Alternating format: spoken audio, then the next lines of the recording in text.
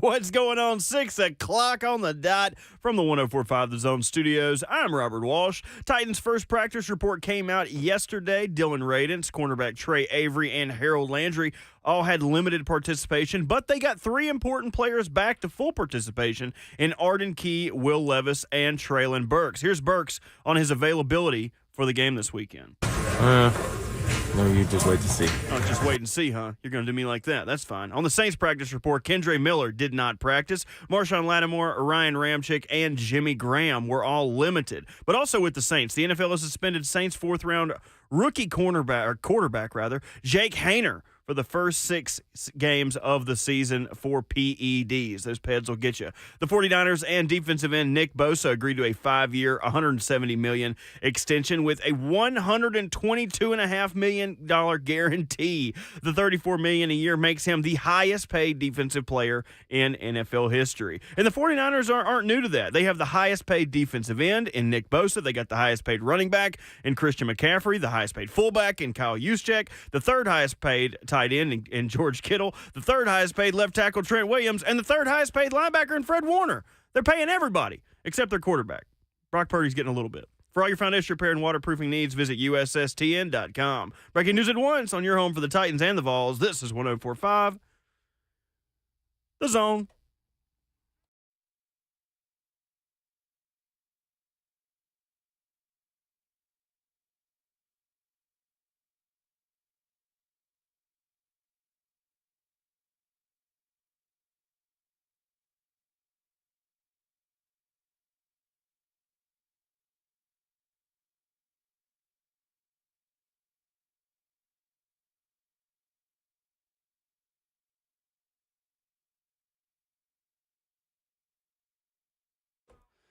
Happy Thursday and happy first day of the NFL season. It is Thursday, September the 7th, and football is all the way back. Welcome in to Ramon, Kayla, and Will. We're powered by All Four Seasons Garage Doors, and we have got a full crew ready to go on a Titans Thursday edition of the show.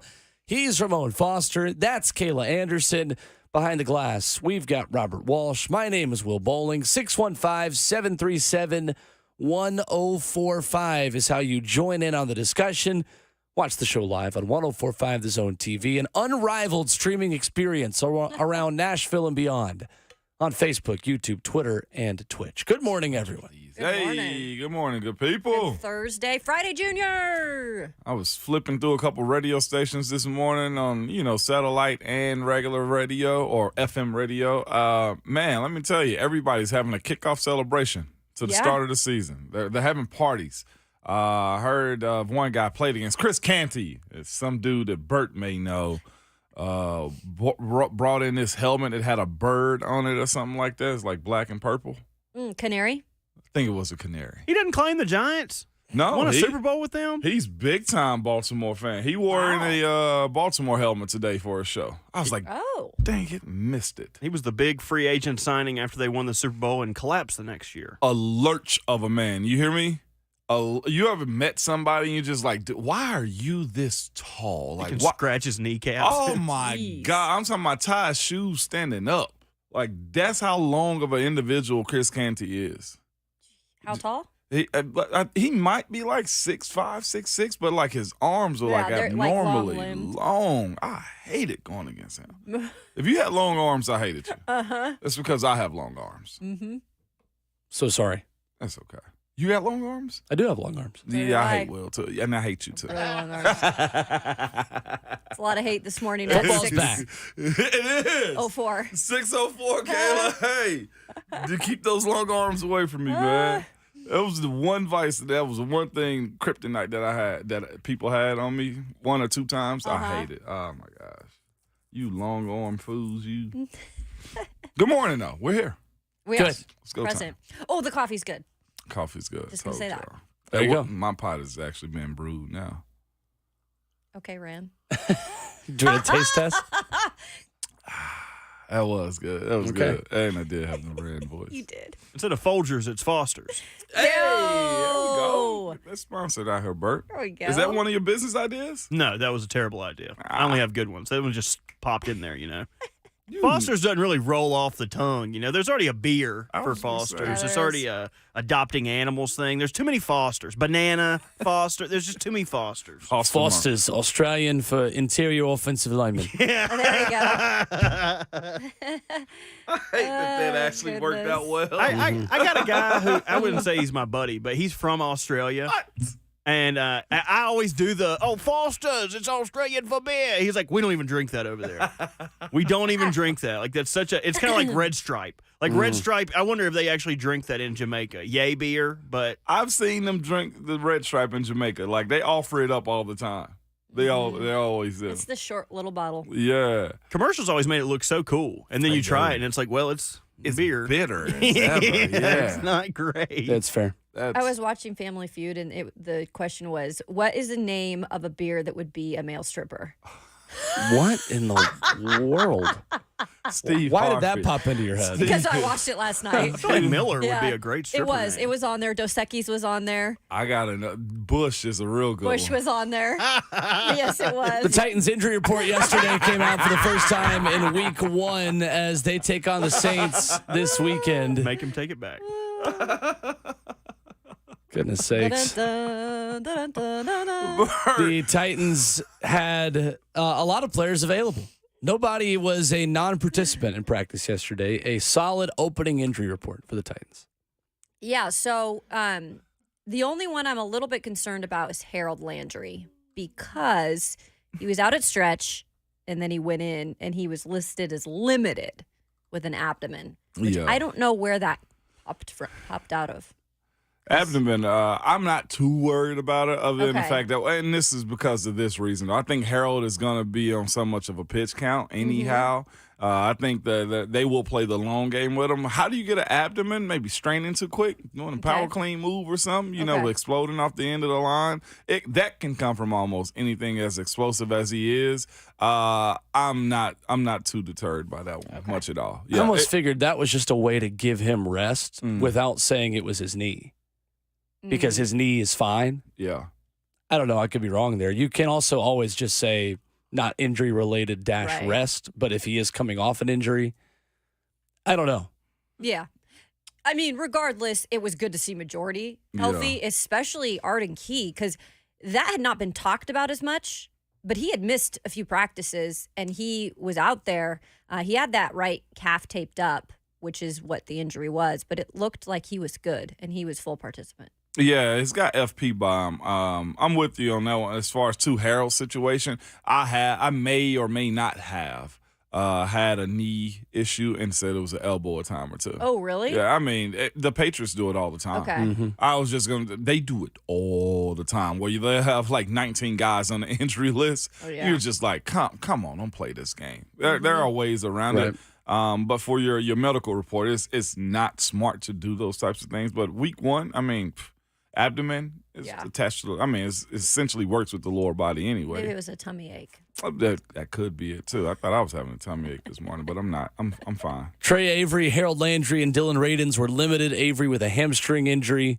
Landry, as Kayla mentioned, with abdomen. And Dylan Radins with a knee, of course, coming back from that. Meanwhile, Arden Key and Will Levis were both full participants. Mm-hmm. Yeah. So, similar to the opening injury report last year, which was even shorter last year. So, I would not take this as much of an indicator that, the Titans have fixed all their injury issues. Let's keep our powder dry a little bit, even on the negative things. And it is a big positive that everyone practiced at least in some capacity. But going into week 1 last year, 2 guys didn't practice and 2 guys are limited. Yeah. Last year, Elijah Molden and Lonnie Johnson, non-participants, and Chance Campbell and Jamarco Jones limited. And would you look at that? Only one of those players are still on the active roster. It's crazy. Jeez. That's insane, So- man. And then, of course, this week 1, everybody is mostly healthy, but nobody's all the way injury-free either. Right. After training camp start, man, you are in full survival mode trying to thrive. That's essentially what happens during the season is everybody's got something. It's a matter of management and how much you suppress whatever little small things you have going on. Did you have a routine before practice? Because speaking of management, I know a lot of the guys kind of have a routine before they even get out to practice. Specifically, I will say some O-linemen that I went to talk with yesterday. Oh yeah, I used to get in super early, go in, get in the hot tub, put some Epsom salt in the Epsom salt bath. Yep. From there, dry off, go back to the training room and have them. Roll They have you these out? metal rods, that roll out your knots in your legs and stuff like that. I would do that and then do that hypervolt machine that they do, stretch, and then go to breakfast and then go to meetings. A lot of them will do the what's the muscle kind of massager. Yeah, the hypervolt. A lot of them will do that at their locker. Yeah, that's just to loosen you up. They used to have like the shake plate. What's the name of the? Yeah, those types of things you do. They have those in the weight room too. But now with those hypervolt guns, I mean, those work phenomenal. It seems like everybody on the team has one too. Yeah. Were you a big Normatec pants guy after practice? Yeah, Love the Normatec pants. I bought some. Did you really? Yeah, I got some at the crib. Explain to the people. They look like airbags that go around your legs, and they basically push your blood flow up or throughout your legs to circulate and whatnot. Okay. I got some at home, though. If you ever need to borrow, Those are the I best. always wondered what those were. they are they squeeze really. Outstanding. Yes, It's a chill way to finish practice too, because you'd be sitting in the training room, just throw on the Normatec pants, and you could just I don't know. No, the times we were like messing Do around whatever. in the training Yeah. room. Hey, let me get those Normatecs. Yeah, right. Yeah. Hey, let me get those airbags real quick, man. It is a quick recovery device that essentially it makes you feel good. That like or cold tub better for you. Normatec. I hate cold tub. You ever contrast? I would do contrast, but I get in the cold tub with a sweater on. It makes no sense. I know. I know. Oh no, it funny. does make sense. The cold tub is for the burst. I didn't religiously start doing the cold The tub best. until like year 7 or 8. Oh, I wow. hated it. I would go in training camp, we had a pool. Yeah. I would go in the pool and just relax there because Yeah. it was cool and, it was one way to get the lactic acid out. Cold tub is for the devil, man. Start in the hot tub and go to the cold tub. It was great. And no, it wasn't. It was great. Opposite of Isaiah Wilson over here. I love it. Going Foster. gosh, because I just hated it. I'd much rather do cryotherapy than You ain't that. you have not falling asleep in that thing. I'll tell you that No. much. Well, I think those are different animals that do that. Pandas only. Coming up this morning, Coach Tate McGinnis joins us coming up next here at 10 minutes. Early rising with us. We've got Q's and K's at 7:20 and the Thursday 3. More picks for the football weekend coming up in hour number 4 at 9:20 this morning. 615-737-1045. Coach Mack joins us coming up next.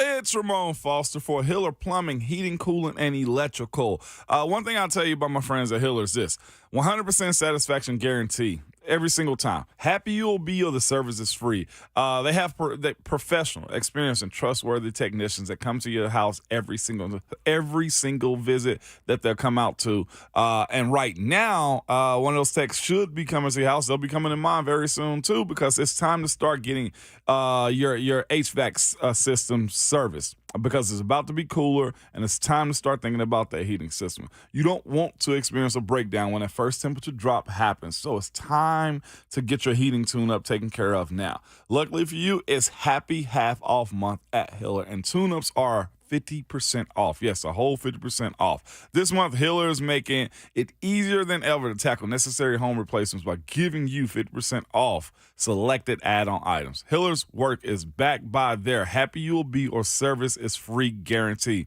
Simply, if you need some work done around your house with your HVAC, plumbing, heating, and cooling, simply go to happyhiller.com.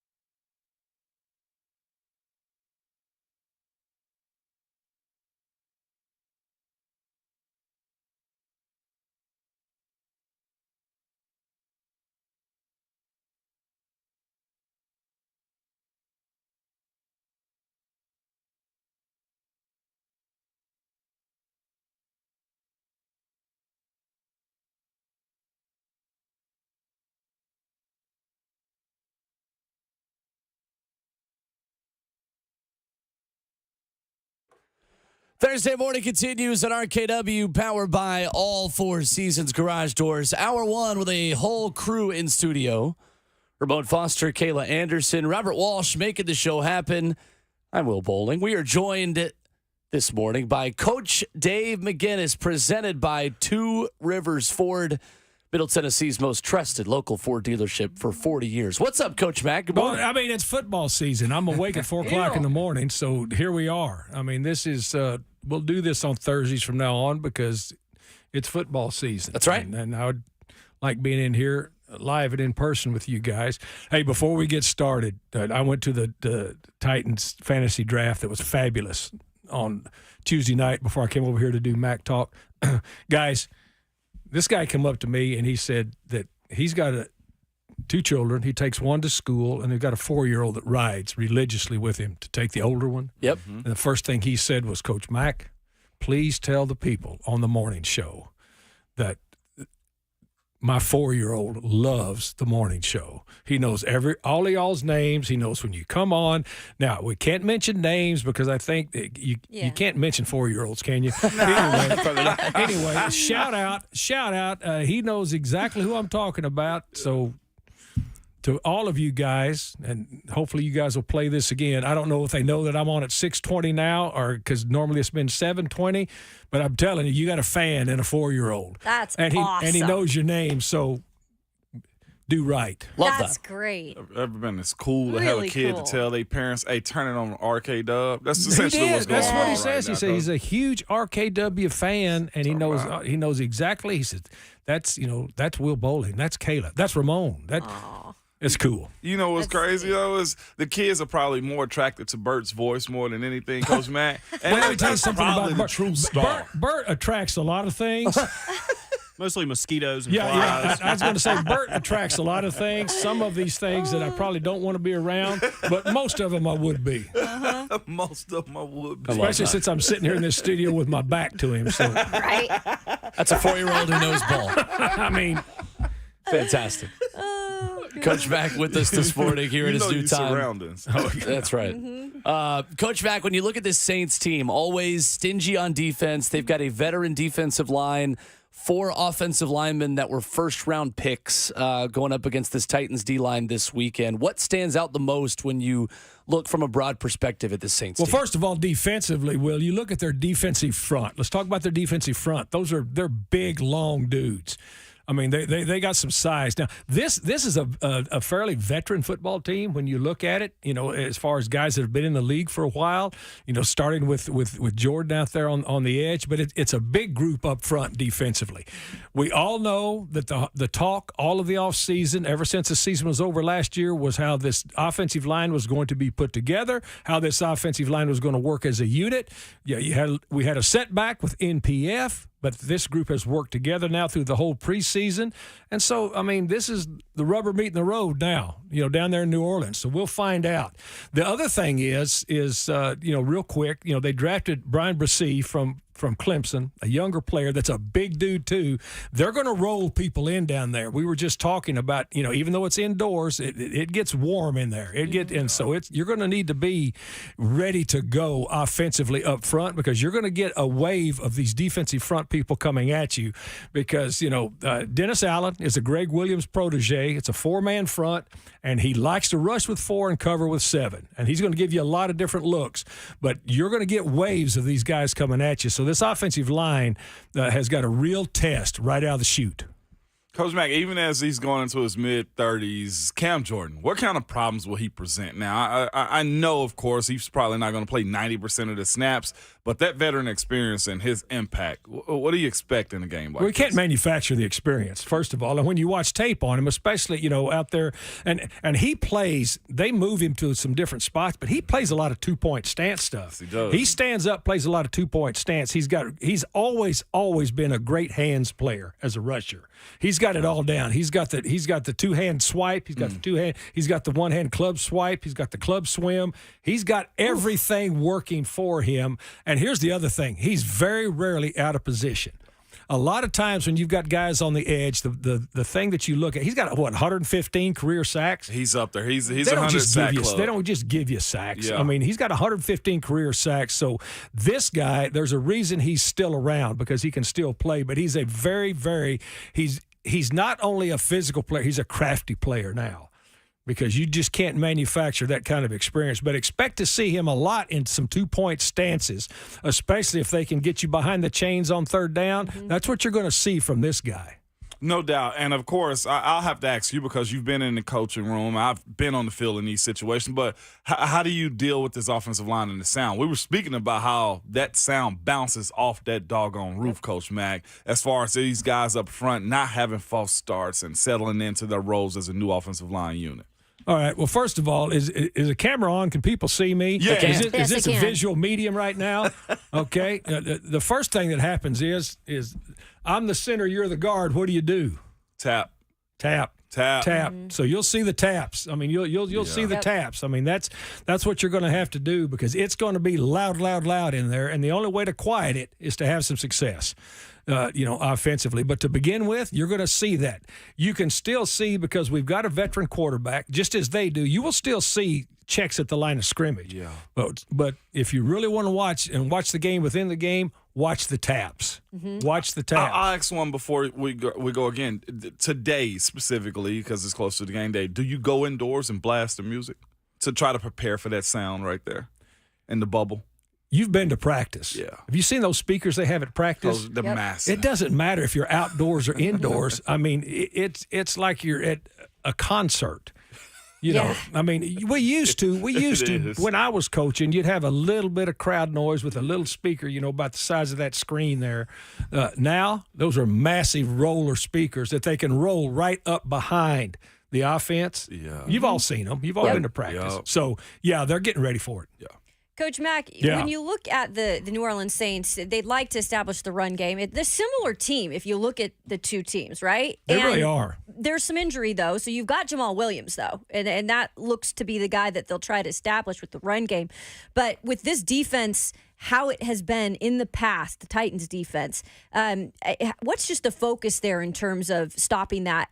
First and foremost, you got to choke it off. Yeah, I mean, you got to choke it off, because you've got to make them at least one-dimensional. Now, here's the thing about a veteran quarterback. If you choke the run game off, you're still going to have to be able to bogey and disguise coverages, because he's seen it all. He has seen it all. All right. And so what you're going to have to do, they will move it. Pete Carmichael, I mean, he will move his people around. And so we're going to see some matchups that are going to be very, very interesting, I think, in this game. But you've got to choke the run off, because you just can't let that get started. And you've got to try to make them one-dimensional. And that's going to be huge. And there is so much talent in skill positions, too. We were talking to Sean Murphy-Bunting yesterday just about kind of the different looks they have with the tight ends and in a veteran receiver in Michael Thomas, Chris Olave. There's a lot there. Yeah, I really like Olave. Yeah. I really like this guy. I mean, he had a really, they won 7 games last year, but he quietly had a great rookie year. He really did. And Michael Thomas coming back. Michael Thomas used to be a beast, And I say that because he's suffered some injuries, but now what you've got is 2 distinctly different types of receivers. I mean, you've got a guy that's a nuanced route runner that you better tackle in space than Olave, and then Thomas is a combat catcher, big, long dude. And then the tight ends. I mean, I like their tight ends, and you got Jimmy Graham sitting back there that they brought back. That's still a very big red zone threat. Foster Moreau's a guy that I've always liked. As a player, and we're going to see some multiple tight ends out of this group. Coach Mack, it's a healthy Titan secondary. It is a deep Titan secondary going into the season. What challenges await them in stopping Derek Carr? When you talk about Roger McCreary moving inside and having more of a defined role, Sean Murphy-Bunting and Christian Fulton, kind of a homecoming for him, obviously. How will Derek Carr challenge that secondary? Think this, Will. Think bogeys, and bogeys are disguises. You cannot sit and let him know what you're in. Mm-hmm. I mean, you cannot be static back there in the back end against a veteran quarterback and let him read your mail when he's at the line of scrimmage. You just cannot do it.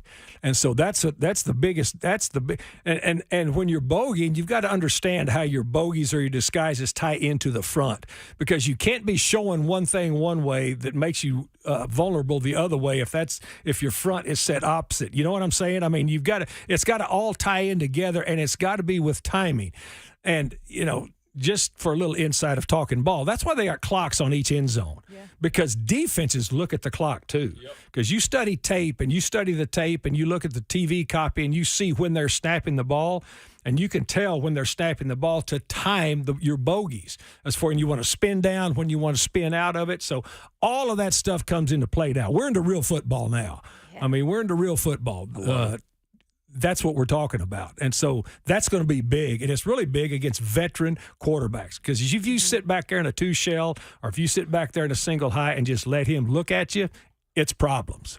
Coach Mack, with the Titans naming 7 captains yesterday, notable to me that Azeez Al-Shire is one of those 7 guys voted by his teammates on the defensive side of the football. For a guy who hasn't been a full-time starter in his career, now stepping into that kind of role here, and really just a couple months after meeting his new teammates, being voted a captain, how significant is that? Well, I think it first of all, when you're voted captain, this is by the locker room, and so it's respect from your peers. And now you guys have all been to practice since this guy's been here. You guys have been there through OTAs. You've seen. You could tell pretty quick this dude came in here for business. 100%. He came in here for business. He's a smart guy, but he's all about business. Because he was playing behind Greenlaw. He was playing behind Fred Warner there at the 49ers, and he knew he was never going to be the dude. Mm-hmm. He wants to be the dude, all right? And so he just went to work. And that, to me, it's just respect. It's the same thing as Brew becoming a captain. That's respect from people. They've got 7 of them. You know how many the league allows you to have? Do anybody know that? 8.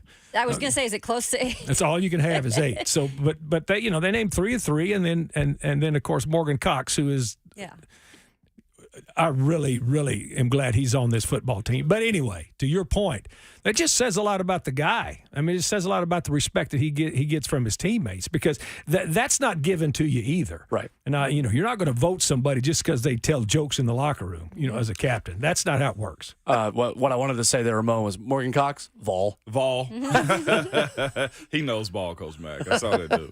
Vol for life. Vol. That's right. You get that too, Coach Mack. Vol for life. There's one guy that spent a good portion of his life trying to define his role and become a football player. Rhett brought it to our attention the other day. Lou Hedley, the punter from Australia, 30 years old. Let me tell you something. Yeah, man. Go ahead. First of all, you realize that 7 out of the last 10 Ray Guy winners have been Aussie punters. Oh, wow. In college. All right, now, and they've got an academy down there. Listen to me. They've got an academy down there by invitation only that they teach these guys when they come in. But Aussie, you want to talk about something else? Aussie football is different. It's not rugby. Aussie football, they call it footy. It's different because you run and kick the ball constantly. You're kicking. And these guys are a lot like the hockey players. They start out so young. By the time they're 18 years old, they've probably kicked 2 million balls. Okay. Wow. So they've got an academy down there, and that's where this influx is coming through the collegiate game. And I mean, and this guy is really an anomaly because he's not a 22-year-old. He's that good, Coach Mack. Well, but if you've been kicking that, it's like these hockey players that start out so young. And it's going to be interesting. There was, you guys study. There's 2 muff punts in the preseason. Right. That's going to be a different look. It's a different look coming off of that. It's a different spin to it, and I think he's probably got all the tools. He's got all the clubs in his bag. But the other thing is you've got to get out there before the ball game and practice catching it off the visual of the roof of the dome, because that's different. That's different. The visual of all of that stuff figures in. So that's going to be interesting to watch. The first thing is just catch it. Yeah. Catch it, because people have had trouble catching it. And on top of that, though, the field positioning game too. Well, in a first ball game, and people will, hear people say, well, they're going to do this, they're going to do that. You don't know in the first game. You really don't know until the first 4 or 5 weeks of the season. How people get into patterns. You really don't know. So field position is going to be huge. And special teams, in the first ball game, guys, special teams and tackling. Whichever Yes. team can master that early on and be the better at that really has a leg up. So if you see Kyrus Jackson back there, a young rookie who was undrafted, who's made the team, who's done everything, to earn a roster spot, that's a big first job. If He's you're getting back paid. there, return. Yeah, He's getting paid. you're right. Catch it. Yeah. Catch it. He's getting paid. Catch it. I mean, that's if you want to eat at the big table at Thanksgiving, then know what you're doing. And so that's where he is. You say child's play is over with, Coach No, Mack. hey, look, this is that's what this is. I mean, you're only a rookie until you're not, and you're not when you make the team. when you make the team. Exactly. Yeah, 100%. And if you want to Coach keep the Mack. spot.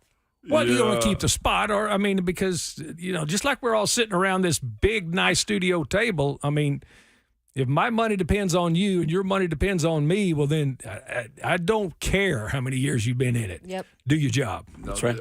Absolutely, Mac. Coach Mack with us here on Ramon, Kalen, Will. We got football tonight. Lions and Chiefs. Crazy the Lions go into tonight's game as the favorite of the NFC North. Excited. Well, I mean, I think it's great too. I mean, Yeah. it really is. And look, the National Football League is a continuous roller coaster. If you're a bad team for a lot of years, what do you get to do in the draft? Draft first in every round. And so you guys have done enough drafts. I've done 38 of them. If you get the first pick or the second or the third pick in every round, I mean, the dudes are better because that's how you evaluate them. And so they've done that. And plus, Dan Campbell's done a nice job. He's done a nice job, and a shout out too, to Brad Holmes and to Ray Agnew. Yeah. That were with Rand. All three of those guys were dudes we leaned on when we first took that Rams job to evaluation of people, and it's borne out. They're all three really good at what they do, but so. It's going to be interesting to watch. It's going to be interesting to see. It is. They've built it up. I've included that team on our Thursday 3. That's this Lions team. I've been on that train for a little while. I just want to see if he can actually turn it around for a eccentric type of coach in Dan Campbell to actually break that team down, Coach Mack. Tell them we going to fight people. We going to be physical. And now Well, they are. we're talking about them. They are, and they've gotten physical. They've gotten physical players in there too. Yeah. And Jared Goff has been resurrected out there. He Yes, really he has. has, because what they've done is we drafted him number 1 out there at the Rams, and played to his strengths. Well, and he's matured too. Yeah. So Yeah. it's going to be an interesting ball game. But the Lions, if they can stay healthy, are somebody going to be reckoned with in that NFC North. Coach Mack with us bright and early this football season, 6:20 here on this Thursday morning. Skip the extra cup of coffee and just listen to Coach Mack talk ball with us to begin your Thursday mornings. No, Thank you, Coach Mack. have the coffee and call in. Okay, perfect. Yeah. That's even better. Have the coffee, call in, do whatever you want, because we're going to be here. We're going to be here all season. Radio guru, Coach Tay McGinnis, joining us this morning. Coach Mack, thank you. See you guys. Thanks, Coach. There's Coach Tay McGinnis coming up next. The Titans add more cap space yesterday, and Nick Bosa gets a deal done in San Francisco coming up on the other side.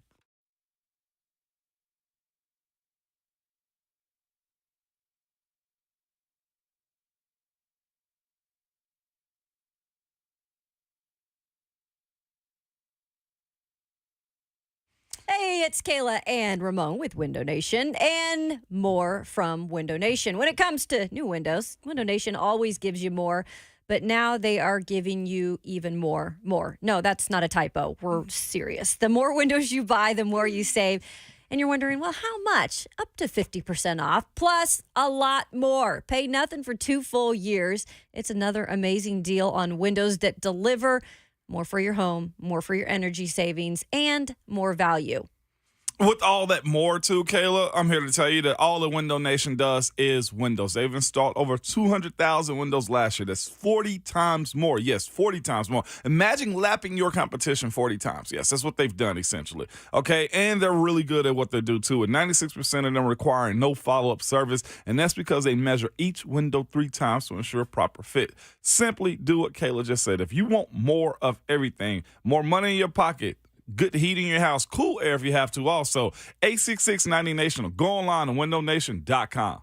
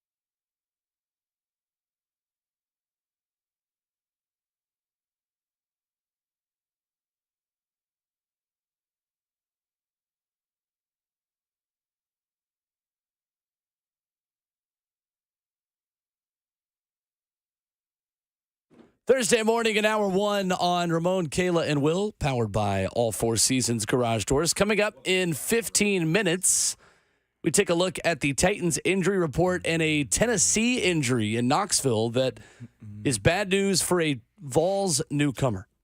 Not great for them on the defensive side of the football. 615-737-1045. You've got the Titans adding some cap space yesterday as well. We'll get to that coming up in just a moment. But first, we go to Alvin in Nashville, who is up first on the phone lines this morning. What's up, Alvin? Ow. How y'all doing? Good. Hey, I was told y'all probably ain't gonna take this phone call. I hadn't been listening because I'm a truck driver and I drive during the night, so I haven't been listening. But I wanted to talk about the backup quarterback situation. The reason why. Oh, where'd Alvin I go? had to cut his mic off. I'm sorry, Alvin. Why'd you cut his mic off? I'll bring him back on as long as he doesn't talk about that. Yeah, bring him back. I Well, want to all hear right, it now. we will allow one more call on the backup quarterback, Alvin. Yes, we just will for allow Alvin. it right now. Okay. So my question is, we went on. Robert, stop. Robert Alvin, got one you. more time. Sorry, He Robert got is you. protesting back there. Okay, we were on a 7-game losing streak last year. Is that what it was? Yeah. Okay, so this is my question. Okay, so Malik and them, they was playing against backups. So my thing is, do you think, if God forbid it happened, if Ryan Tannehill was to go down again, do you honestly think that either Malik Willis or the Kentucky quarterback could make sure at least we can get to the playoffs? Or do you think we should bring in a veteran? Man, Thank you, Alvin. Yep, that's loaded. Robert, come on. that was low. What you doing, Terry? we weren't gonna. I was putting it in reverse. We weren't gonna talk about it anymore. I was trying to protect y'all and your integrity. I'll say this. He is a truck driver. He said he didn't get to listen yesterday. Yeah, or Hate it recently. for He him. drives overnight. Shadows. He's in the car all the time. The hell are you listening to, Alvin?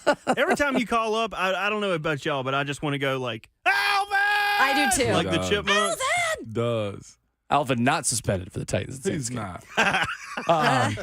They would not bring in a veteran. It's one of these two quarterbacks. It's hard to find a veteran that's capable of winning right now. You're not getting to the playoffs. That's with at either of least them right now. This is Yeah. Nope.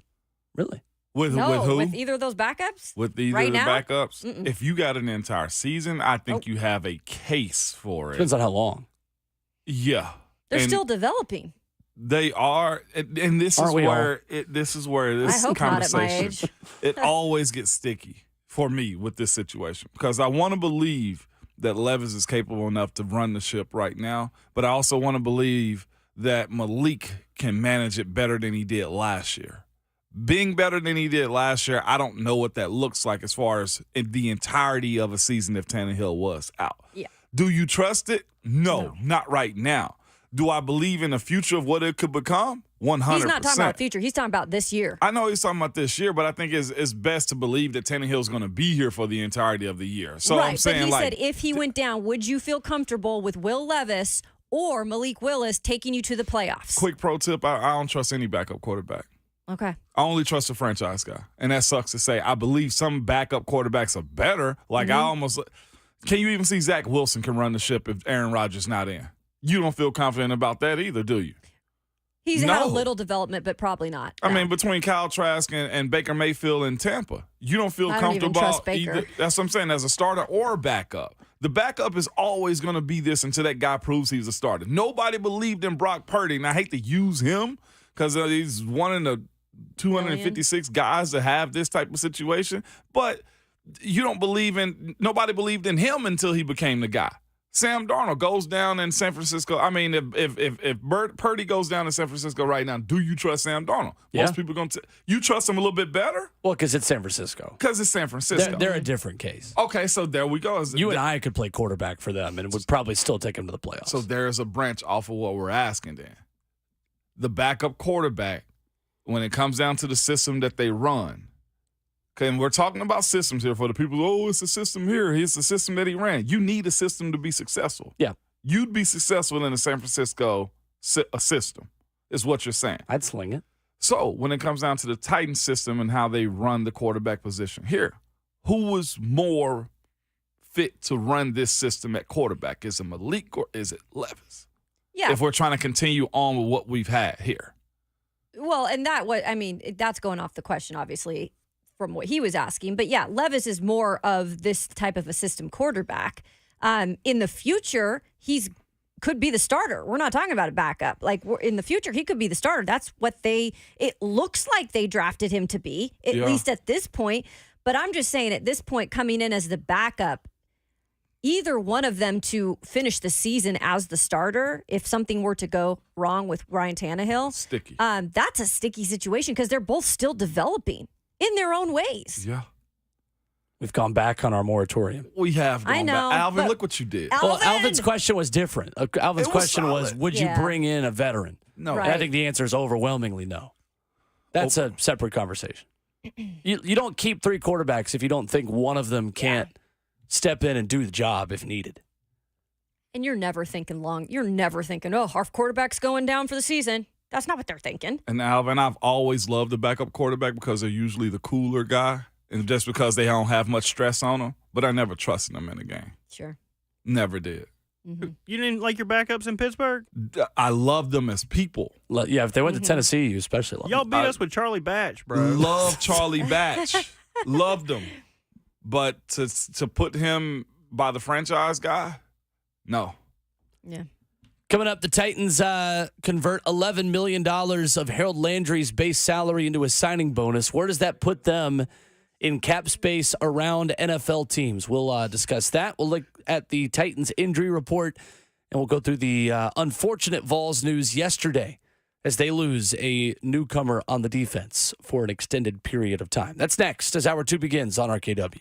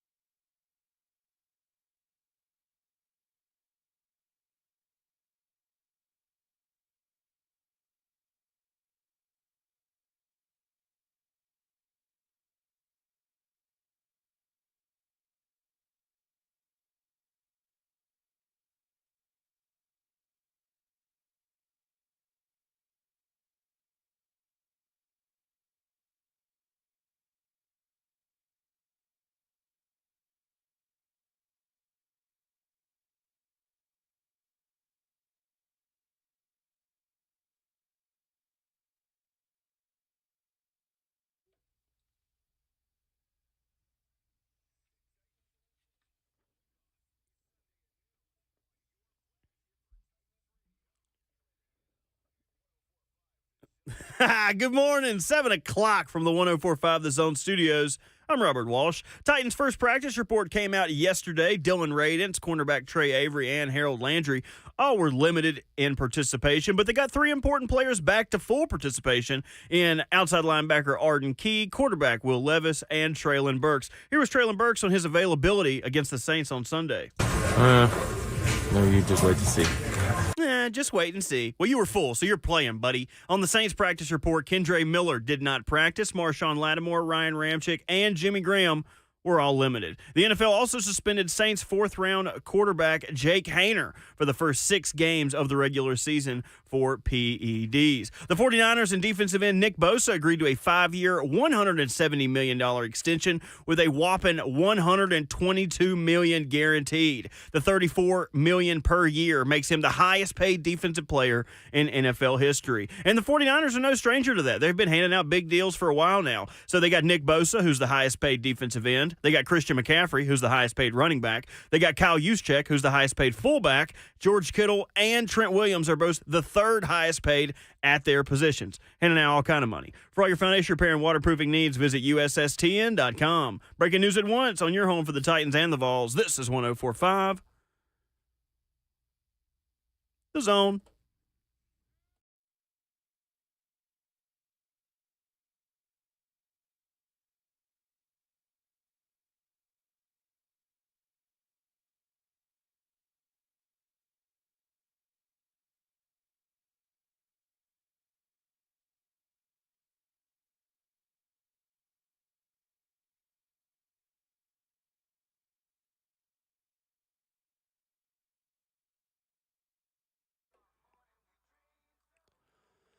Welcome to a beautiful Thursday morning in Nashville, Tennessee. And to be honest with you, any day you wake up in Nashville, Tennessee, it's a beautiful morning right here on RKW. We're powered by All Four Seasons Garage Doors with Ramon Foster and Kayla Anderson.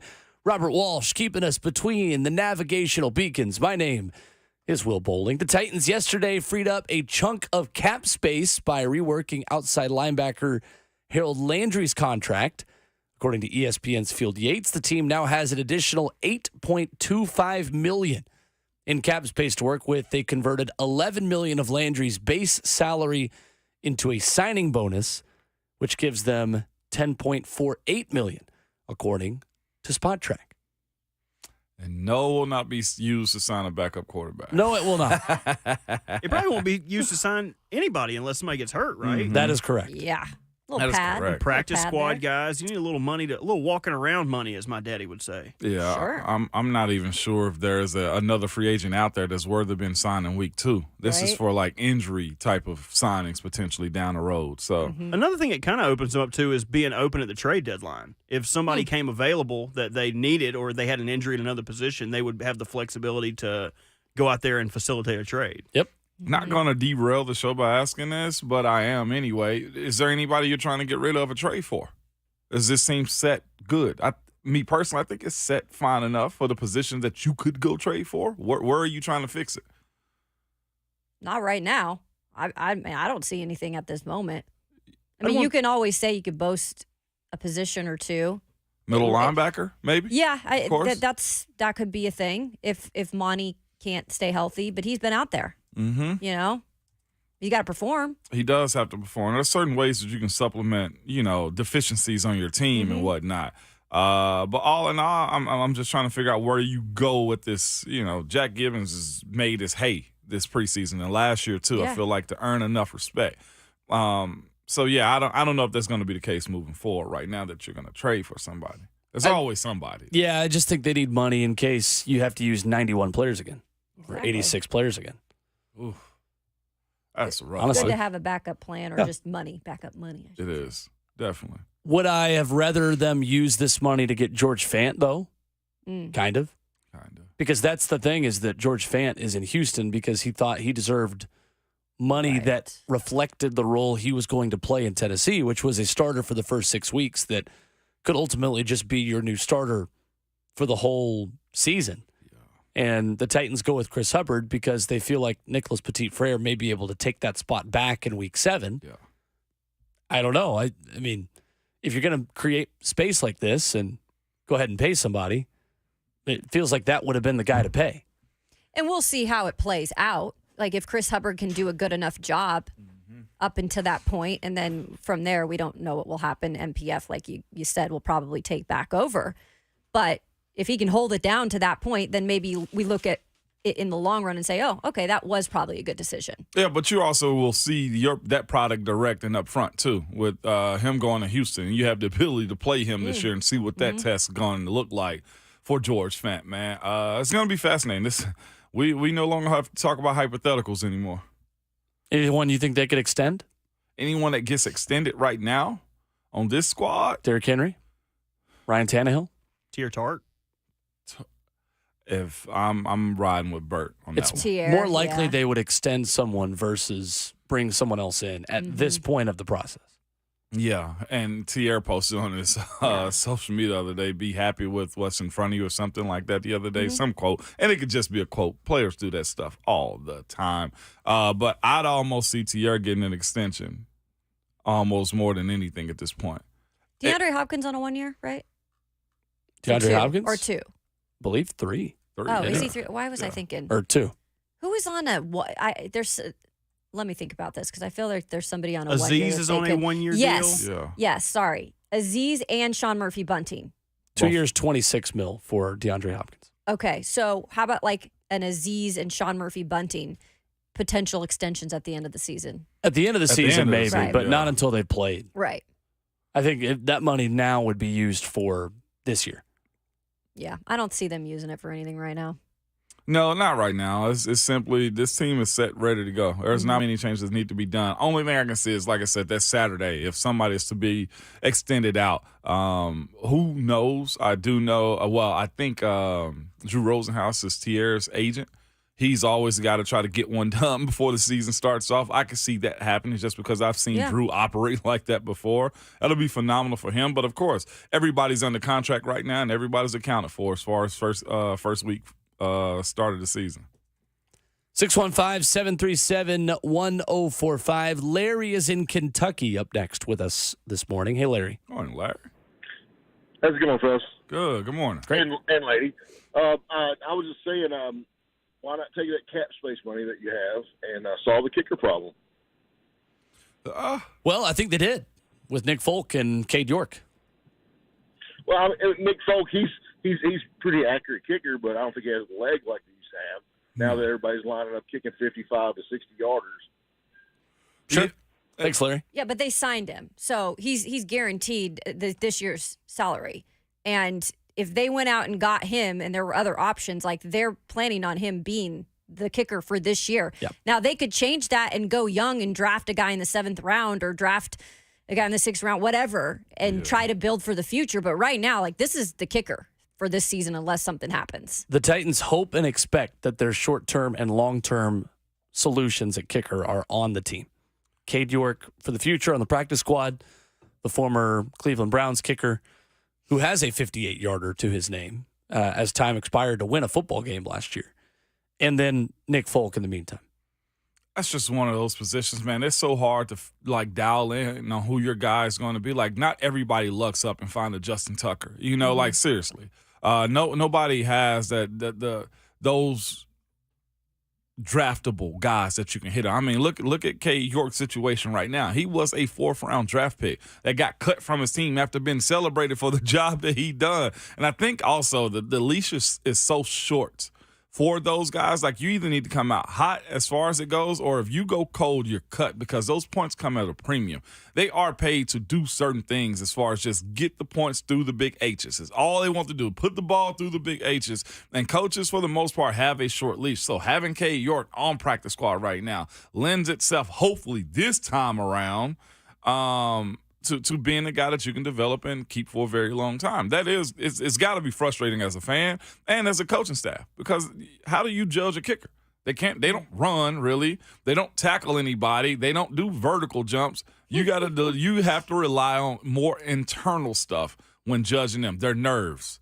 Yeah, you know, it's a mental thing. Anybody can kick the ball probably like 60 yards, but what is your accuracy like at that point? And it's probably frustrating for Titans fans just because in the past, they've had such a solid kicker and solid special teams, the punter kicker combo. So this is probably at this point, like, what are we doing? This like roundabout thing that just keeps going round and round.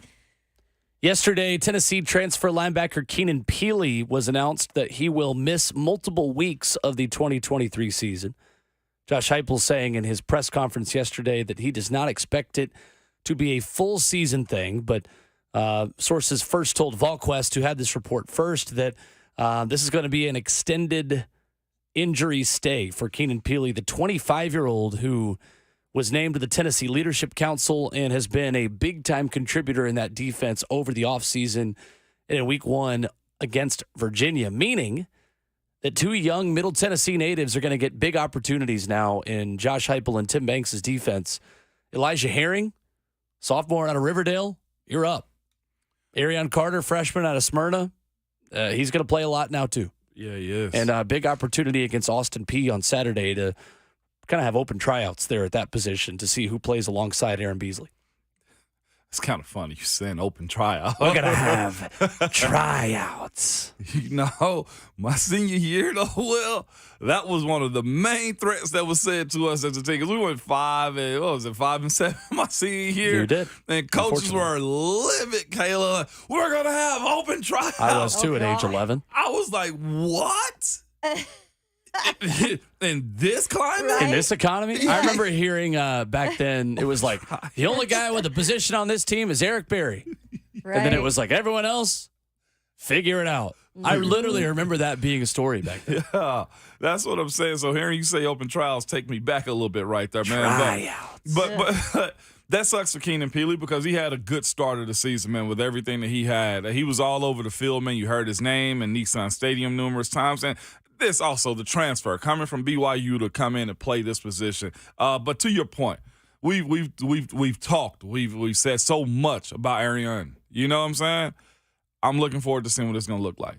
I'm not afraid to put a freshman out there is what I'm saying too. And at this point, what Josh Heupel is trying to build, and look, they're still building it, but is when that happens, when guys graduate and go to the league or guys unfortunately fall to injury, this is what elite programs do. They insert and they keep on going. Yes, they do. So this is a perfect example of having something like this now with a program that's continuing to get momentum. Now can they get these guys in there and it be more seamless, right? Yep.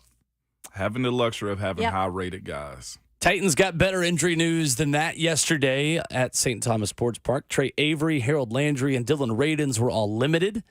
Landry with an abdomen designation, Trey Avery with hamstring, and Radins coming back from his knee injury. Meanwhile, Arden Key and Will Levis were full participants. What else happened on the practice field yesterday? Well, Kayla Anderson takes you inside the locker room. The first regular season edition of Q's and K's are coming up next on RKW.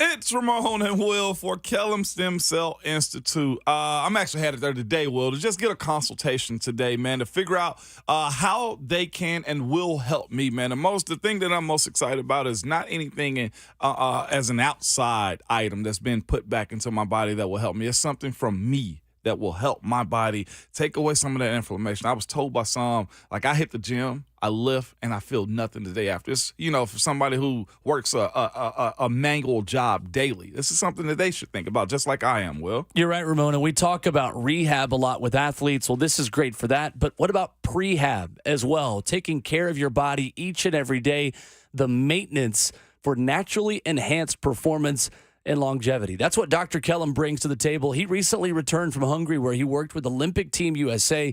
He was also the team doctor for the Boston Celtics and works with several major franchises and individual players. This is great therapy even for concussions, anything that needs reduced inflammation. If this sounds like something you need, and trust us, it is, you need to visit KellumStemCellInstitute.com. That's KELLUM, StemCellInstitute.com. Go and see Dr. Kellum. Go to the website, check it out. He is a renowned orthopedic surgeon who has now devoted his career to this leading-edge holistic healing therapy. The website again, KellumStemCellInstitute.com.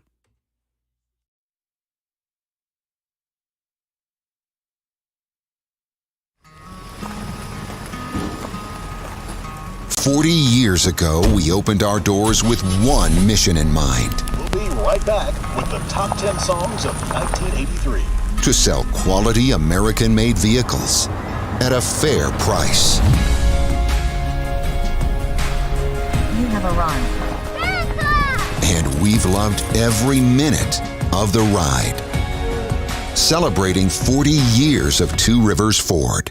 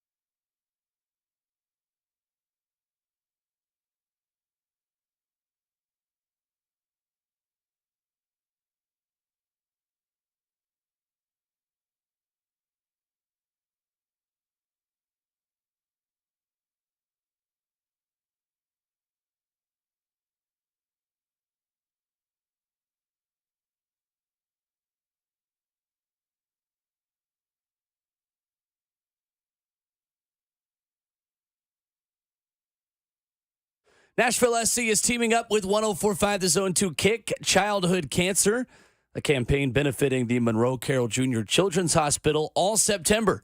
Join the NSC Kick Club by contributing $10 a month or a one-time gift of $120 by texting Kick Cancer to 615-488-4401 or by visiting 1045thezone.com. Again, that is text Kick Cancer to 615-488-4401. Your Thursday morning RKW continues right here, powered by All Four Seasons Garage Doors. Follow the show on Twitter at Ramon Kayla Will as we go inside the Titans locker room with some Q's and K's, courtesy of our own Kayla Anderson, of course, beginning with Peter Skoronsky, who talks about playing under the bright lights indoors of Dome Sweet Home in New Orleans.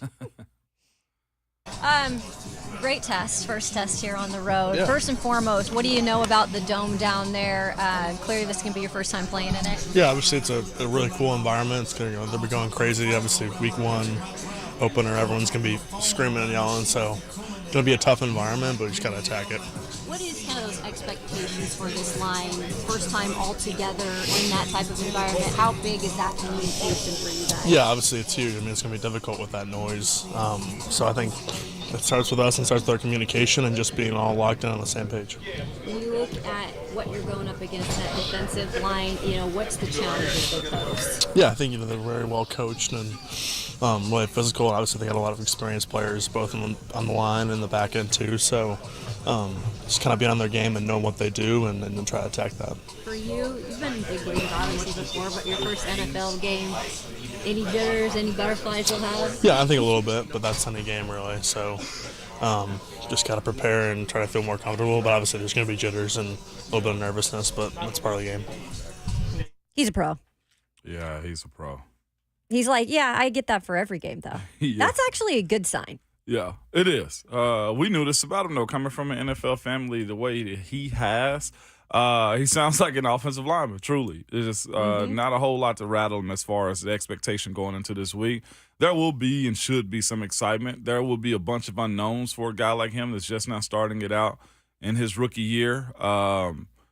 As long as you're poised and as long as it's not erratic as far as the a turnover or fumbles and stuff like that, you can really control what the game's going to be as far as your emotions and expectation. Only thing that kind of ruins a game for you as far as the O-line, essentially in his position, is turnovers, like those interceptions, because that next series, that defense is just jumping at it. You have a fumble, it deflates you, so it's just like, oh, we did all of that work just to have a fumble on the ground and lose it. Those turnovers is what really take you out of your game plan sometimes, especially if a score is given up too. So all in all, he should be fine. I feel like he's been here before as far as being a pro. So it's kind of cool hearing him just kind of be mum about it. With Peter Skoronsky, we talk a lot about him being the offensive lineman we trust the most going into his first NFL game along this front five. What worries you about him going into a Hornets nest for his first game? What worries me most about it? About him specifically. Honestly, being taken advantage of by a guy like Cam Jordan. Yeah. That's the one and only thing. How will he try to do that? Cam Jordan moves around. He stands up. What he's going to end up doing is this. He, like Coach Mack said, he's a 2-point stance type of dude. He's basically going to try to abuse him as much as he possibly can. He's going to be a guy to try to run down his face and try to make him submit is what he's going to do. And then from there, he's going to try to become crafty on him. You got to think. He can watch as much film as he possibly want when it comes down to Cam Jordan, but actually going against him or somebody similar to what he plays like. I know he played in the Big Ten. I know he, went against some guys at Ohio State, and we can do all the ands. Yeah. But those NFL veterans, the savviness of what they can bring to you is something that has to be matched every single play. And I think that will be an eye-opener. That's the one thing that I'll say I'm hoping doesn't happen, that his technique and his poise and the way he sits down on bull rushers and stuff like that will be above the board, because that's all you're really asking for in week one for a rookie like himself. And the one thing I like about Peter, though, in that situation, if it happens early, I feel like Peter is the kind of guy who is calm and collective enough that he will be like, okay, got to fix this. Yeah. Right? He's not going to get, I guess, rocked at all.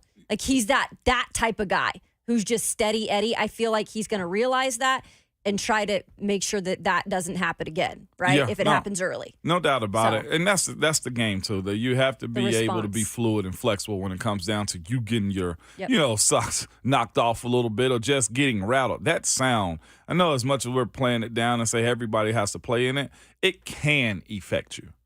Like, it's serious. Well, you said it's the loudest environment you've ever played in. Yes, it is. And that's even with respect to what Seattle had going on. And In it's college. Yeah, in college. It's not even, right? To me, their loud bounces off that friggin' dome so hard, but it ain't just that. You watch that crowd. Look at the way the cameras pan it whenever the game's on. It's not just the noise that they're making. It's the costumes. It's the party that they have. A good moment happens. They play that Yin Yang Twin song where it's time to get that little anthem that they play right there. That and visually and hearing it in the audio too can have you saying, man, what the hell did we get ourselves into if it's going against you? And I'll say this too about playing the Saints. They have a never die attitude in that building. There's been times I've played them at our place, and when they're done, they're kind of cooked a little bit. But there, it's never die. It's never die. They do, I will say this, I feel like, we were talking about the Titans-Vols connection. I do feel like LSU and the Saints do have a tie-in when it comes down to what their crowd does. Sure. Is that okay to say? 100%. Yep, That's okay to say right there. But that comes because of their culture in Baton Rouge, right? Just different. It's that, and I mean, the school isn't 3 hours away from the city in question either. Yeah. And you didn't have a legendary former LSU player playing for the biggest division rival in New Orleans like you did in Knoxville with Peyton Manning when he was a Colt. Yeah. Again, nuanced issue. But I do agree that it is interesting that the Saints fan base is the LSU fan base and vice versa.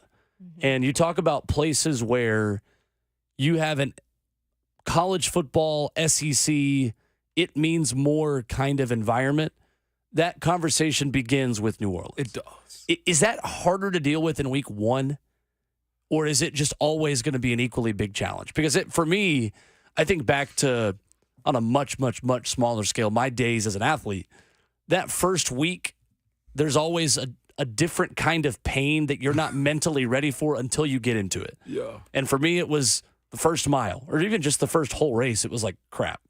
Okay, I got to remember how bad this hurts and how terrible of a sport this is, respectfully to the sport of running that I did for 10 years. But like it was always like, all right, now I'm in the flow of it. And obviously that's why you have preseason football, is to remind yourself what that routine is like. But I would imagine, Ramon, that it's harder to go into a hostile environment for the first time when that is maybe the most hostile environment you're going to see the entire season. Is that an easier challenge if it's in week 9 or 10? It's an easier challenge because you've had those trial runs already. This week is a party for all the NFL. It just simply is that. From Kansas City all the way to Detroit, all the way to California. Like, I know they got a lot of other things they can be doing on the West Coast, but this is a birthday party for the NFL.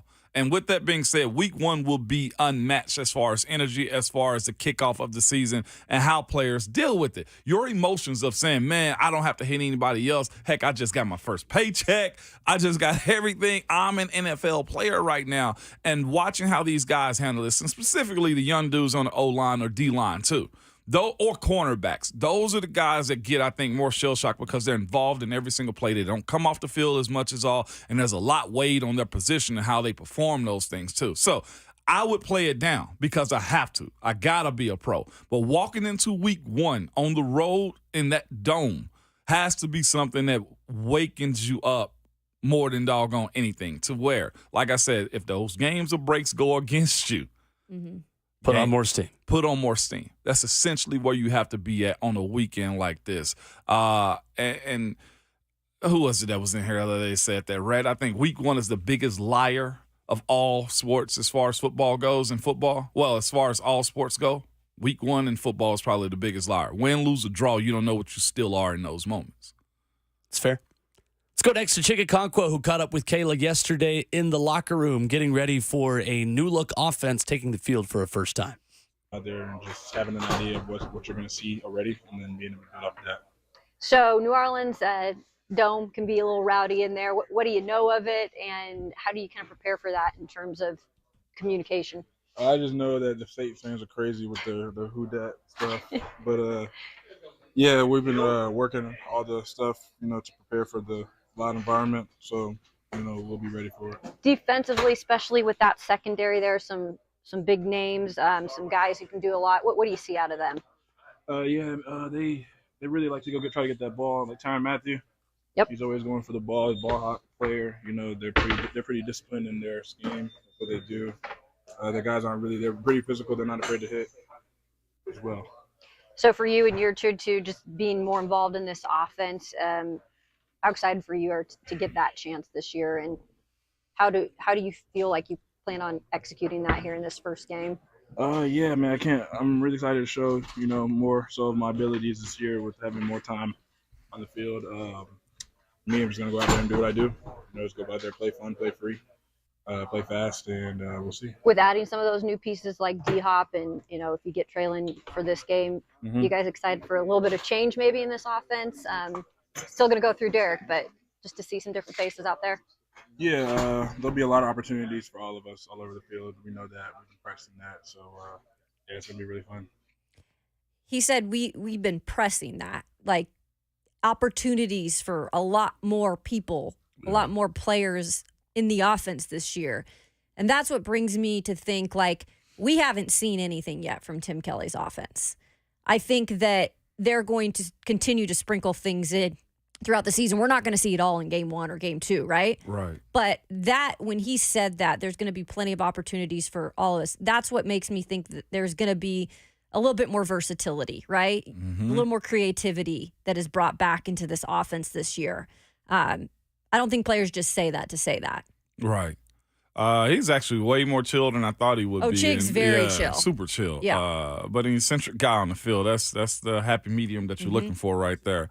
I think it should warrant itself to say that, Tim Kelly has a lot left in his bag. He's got better weapons this year. Right. He's got more health as far as the Jimmies and Joes that are out there on the field for him this year, too.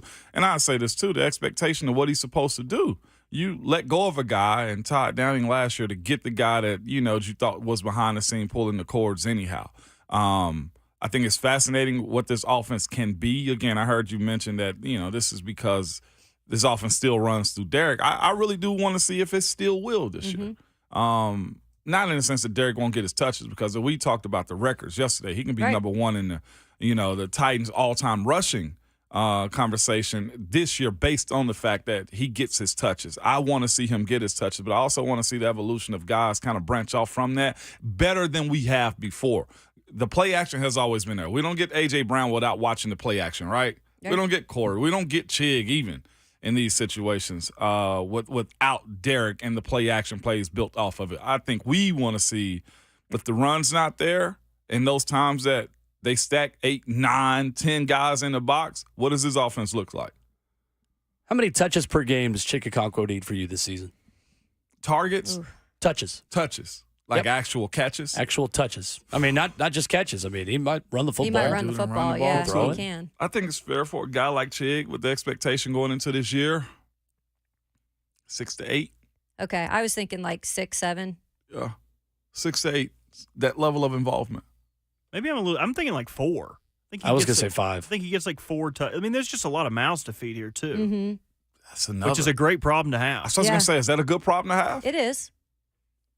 Yeah, I think Chig is still going to be a deep play threat within this offense and one of the explosive play guys within this team, honestly. I think that's his role. Yeah. And I'm curious to see if he can become the third down weapon, because Austin Hooper was that for Ryan Tannehill when healthy last season. Yeah. Kyle Phillips, in very, very, very limited action, was his first down over-the-middle route guy last season. Can Chig add that to his game this year? Not just the run after catch, not just the make plays in open field and in the red zone, but can you be the guy that shakes free from a linebacker and makes a tough catch over the middle with a linebacker and a safety kind of splitting that window? It all depends on the throw and time, too. Mm-hmm. But I expect them to, Will. I think to say that we should have the expectation that he becomes one of those premier guys, especially with the weapons around him, stuff frees up when you got other options. Chig could be forgotten about, and next thing you know, he's running down the middle of the opposing defense. I think that is a fair expectation for him. If he wants to grow and be one of those dudes that go to that tight end U camp and he's the next up and they're championing him on, we got to look at this situation and say Kelsey's probably more on his way out than in right now. Well, yeah, Who's he's the on next latter guy part in? of his career. Red was raving about the cat from Detroit, the tight end. Gosh, Lee, what is Sam Laporta. Sam Laporta. Former Iowa Hawkeye. He said draft him. From where again? Iowa. Iowa, where Of they course. mass produce tight ends. Corn and tight ends. Including Burt Hawkinson. Corn and tight ends. Yeah.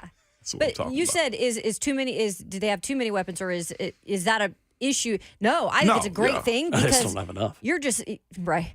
You can, like I said, get creative with how you're utilizing some of these guys to surprise a defense, right? Yeah. That's what if you have it, you better use it. Mm-hmm. Yeah, I think Chig minimum 5 touches a game.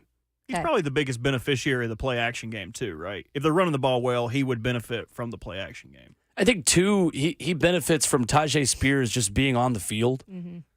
Because, again, the Titans have known in the past couple seasons that the running back was going to block and the tight end was going to run routes every single time on third down. So much so where Hassan Haskins is closer to a personal punt protector than he is a running back on some of these third downs. He's standing in front of Ryan Tannehill to pick up the blocks more easily.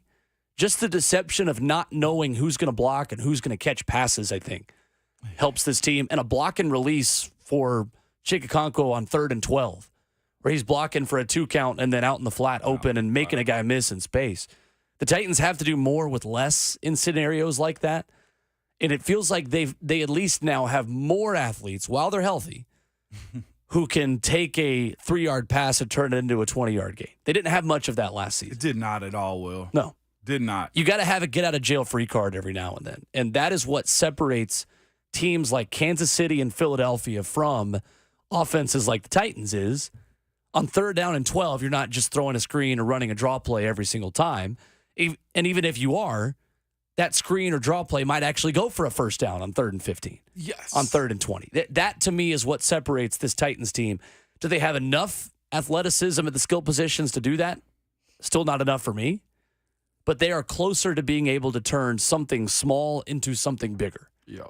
I think in this offense at last this year. 615-737-1045 is our number. And coming up, speaking to those Kansas City Chiefs, they might be cooked without Chris Jones.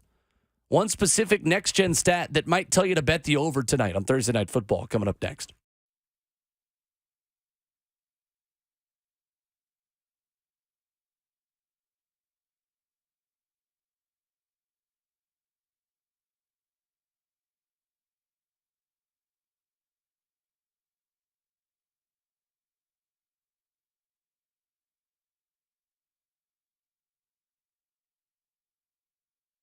It's football season, and it's time to switch to Zen Sports, the fastest growing sports book in Tennessee, changing the betting bonus game with their cash rewards program.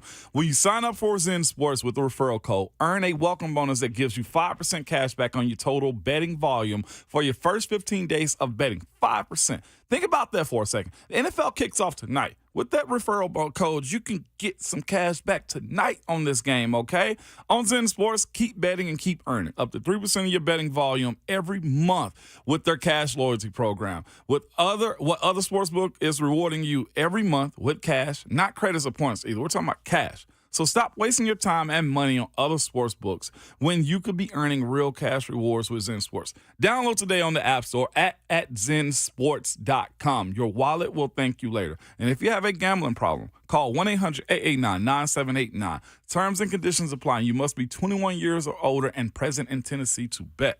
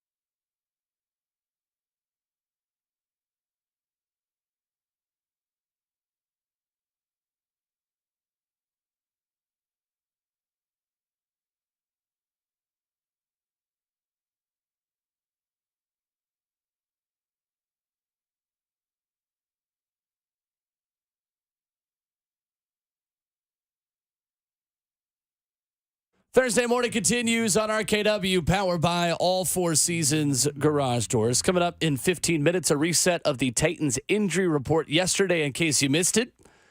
And a good sign for one starter who appears to be all the way back. We'll get more info on that coming up here in just a few. 615-737-1045 is the number if you want to join in on the discussion. Tonight, Chiefs and Lions. The Lions are playing the first game of the NFL season. It's still weird for me to say. Chris Jones still holding out. Ed Werder reporting this morning that Travis Kelce still remains doubtful to play. And with Chris Jones, guys, it's interesting. According to Next Gen Stats, Kansas City ranks 13th in pressure rate and 3rd in sack rate with Chris Jones on the field. Without him, they are 30th in sack rate and 31st in pressure rate. Woo. That's not great for Kansas City tonight. I can believe it. I think this game's going to be a lot closer than people expect. I do too. Detroit's been boiling for a couple of years, I feel like, trying to figure out their identity, reestablishing themselves. I'm not going to put a crown on them whatsoever, but I have my eye out on what they're capable of doing this year, just simply because of that.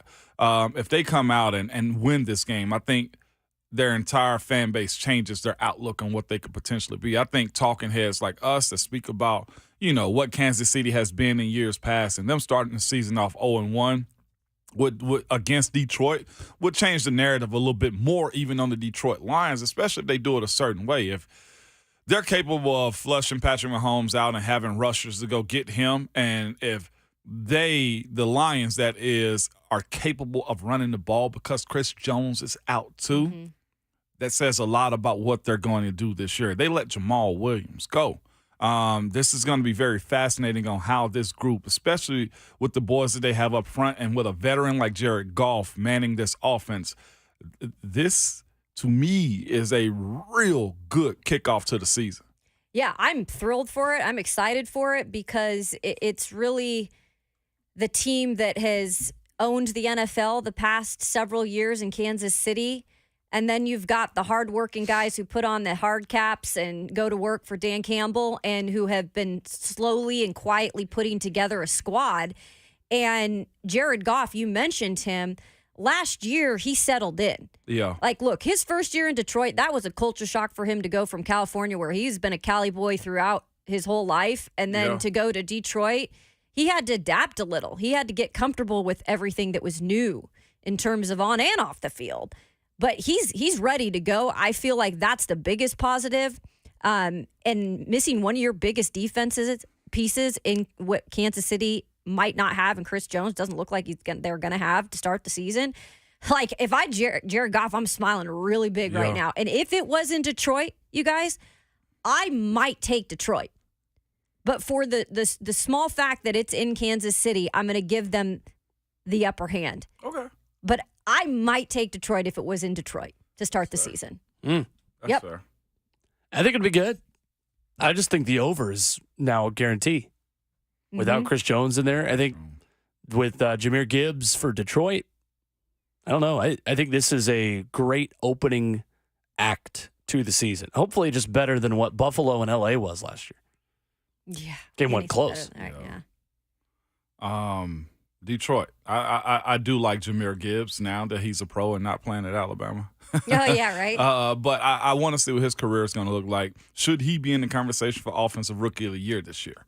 I feel like that's a fair assessment by him. Absolutely. Like, he is that type of dynamic player to where he can touch the ball as far as running it as a running back, but also he can line up as a wide receiver. We've seen him do these things at Georgia Tech and at Alabama also. He was one of the other reasons Alabama stayed in the game as long as they did in Knoxville last year, Will. Yeah. Also, not having your safety blanket and Travis Kelce, possibly, I don't think he's playing. That's my opinion, based off of Dr. Ramon's breakdown yesterday with bone bruises and everything I've heard. Those aren't, like, right away fixable things. No. You got to work through those. If he doesn't have Travis Kelce, like, there's a moment where he gets shaken up, which we've seen Patty Mahomes in the past. He can get shaken up. Yeah. That's his security blanket. And if he's not out there, I think that makes them a little bit vulnerable. It does. It does. We shall see for sure. It's in Kansas City. It's going to be loud, but What a heck of a start off to the season. Mm-hmm. 615-737-1045 is our number. Coming up in hour number 3, we revisit our conversation with Coach Mack, specifically breaking down how Derek Carr will try to confuse the Titans defense and the ways that Dennis Allen will challenge Titans rookie left guard Peter Skronsky and the rest of the offensive line. The injury report coming up next in case you missed it as we continue at halftime of the show. Coming up.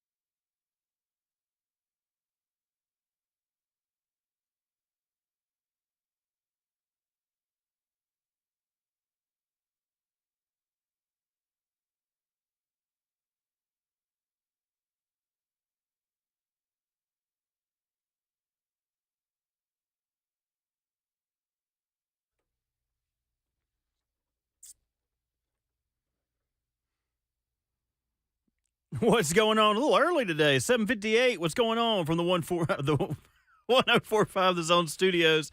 I'm Robert Walsh. Titans' first practice report came out yesterday. Dylan Radence, Trey Avery, and Harold Landry all participated in a limited fashion, but they got three important players back to full participation in Arden Key, Will Levis, and Traylon Burks. Here's Burks on his availability heading into Sunday against the Saints.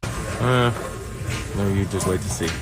Yeah, just wait and see. We'll see if he practiced today when the other practice report comes out. To the Saints side, Keandre Miller, running back rookie out of TCU, did not practice, but Marshawn Lattimore, right tackle Ryan Ramczyk, and Jimmy Graham were all limited. The NFL also suspended the Saints' fourth-round rookie quarterback, Jake Haener, for the first 6 games of the regular season for PEDs. Now to the 49ers, as they've signed Nick Bosa to a 5-year, $170 million extension with $122 million guaranteed. The $34 million per year makes him the highest-paid defensive player in NFL history. And the 49ers are no strangers to that, as they've handed out the highest-paid contracts to Nick Bosa at defensive end. They have the highest-paid running back in Christian McCaffrey, the highest-paid fullback in Kyle Juszczyk, the third highest-paid tight end in George Kittle, and the third highest-paid left tackle in Trent Williams. So they're handing a whole lot of money out. For all your foundation repair and waterproofing needs, visit USSTN.com. Breaking news at once on your home for the Titans and the Vols. This is 104.5 The Zone.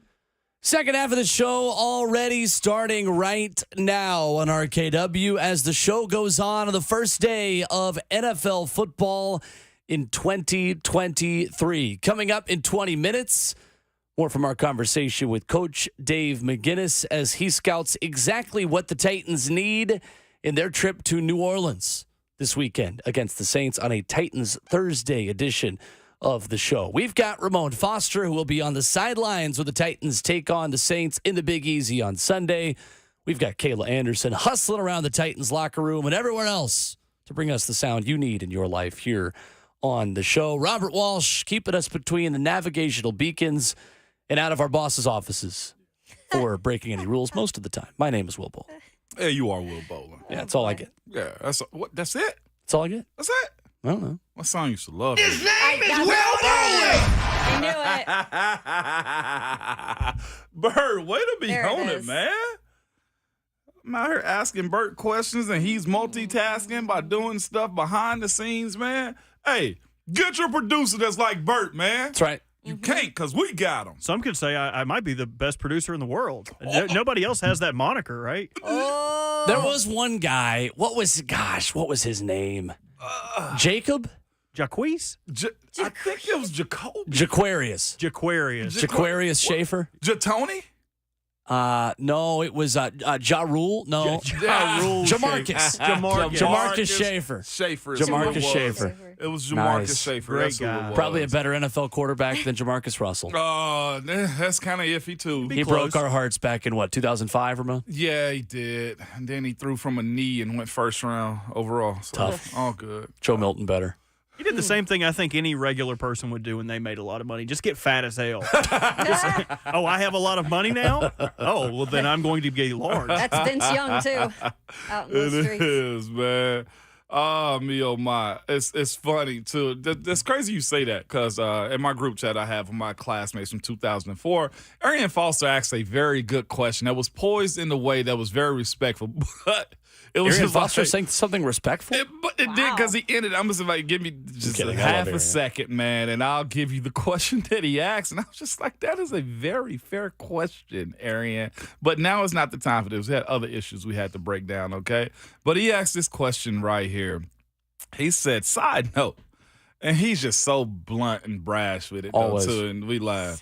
Side note, how y'all be fat but be hella athletic all them years? Because every time I gain weight, I lose the stuff. And he's like, I lose the stuff that I'm good at when I start to working out. He's like, how y'all stay fat? I don't get it. He's like, no shade, just genuinely curious.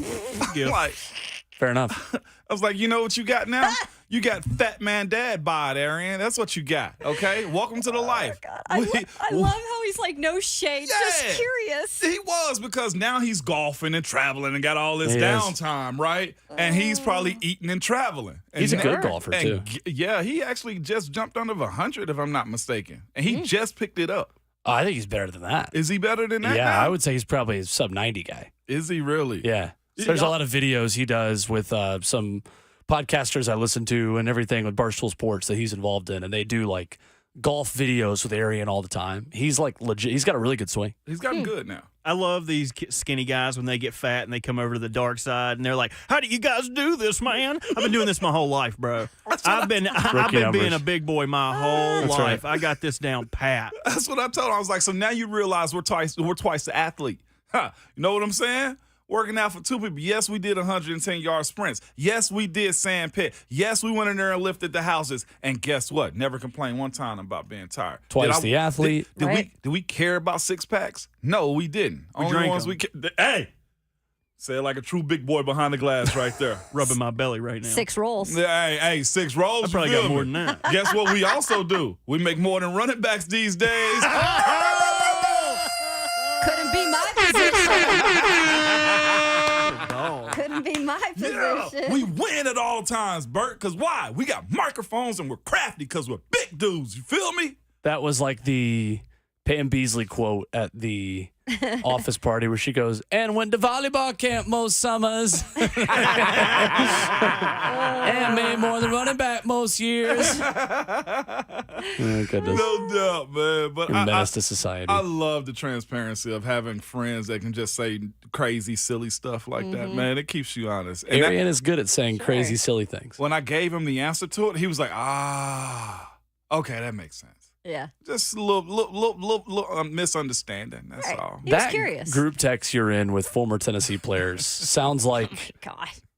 one of the more disrespectful, boy. and I mean that in a good way, group texts in the iMessage world. It is. Hear me out. There's nobody with green bubbles in that one, I would imagine. No, absolutely not. Yeah, of course not. Absolutely not. No green bubbles in this It's one. not allowed. But it's good to have a group like yesterday was Rob's birthday. You know what we did? We trashed him. We don't celebrate birthdays amongst friends. Oh, you do? Well, in group chats, I don't, How do you though. fit into that group chat in that way? We meme them to death is what we do. Okay. Okay? What do you meme? Rob, man. What do you meme? We had him in jail and everything. Yeah, I blew right past your little That was dad one of my joke favorites, right there. actually. Just kept on rolling. Yeah, Did just y'all's kept friends on used to rolling. beat y'all up for your birthdays? Like you used to get birthday whoopings? There was that. Absolutely not. Yeah. Oh my! I don't know about I that. am so glad I'm not around those friends anymore because it'd be like, oh, 21, you about to get 21 punches, and then if there's 3 people, okay. they're That was all a getting thing. 7. Like I would go That's hide fair. in my closet. I ain't going out with y'all tonight. Y'all can Venmo me some money for drinks, but I am not hanging out with y'all so y'all can stalk me out in public. That's great. That is one of the more aggravating things in today's society, though. Don't send me a text, hey, I'm 20 years old. Venmo. No, don't do that. Don't put it on your Who's card. doing that? Yeah, what is Man, I had a that? cousin a couple years back that did that. And I was just like, bro, No. you are an adult. You're not that now. guy. I'll request $22 from you. I'm not sending you $22. Don't do that. Don't put it on your window that, hey, it's my bachelorette party and send me some money for my degenerate weekend. No, I'm going to request some money from you. Maybe you'll send me $100. How about that? Is that cool with y'all? Cash me outside. Yes. How about that? Cash me outside.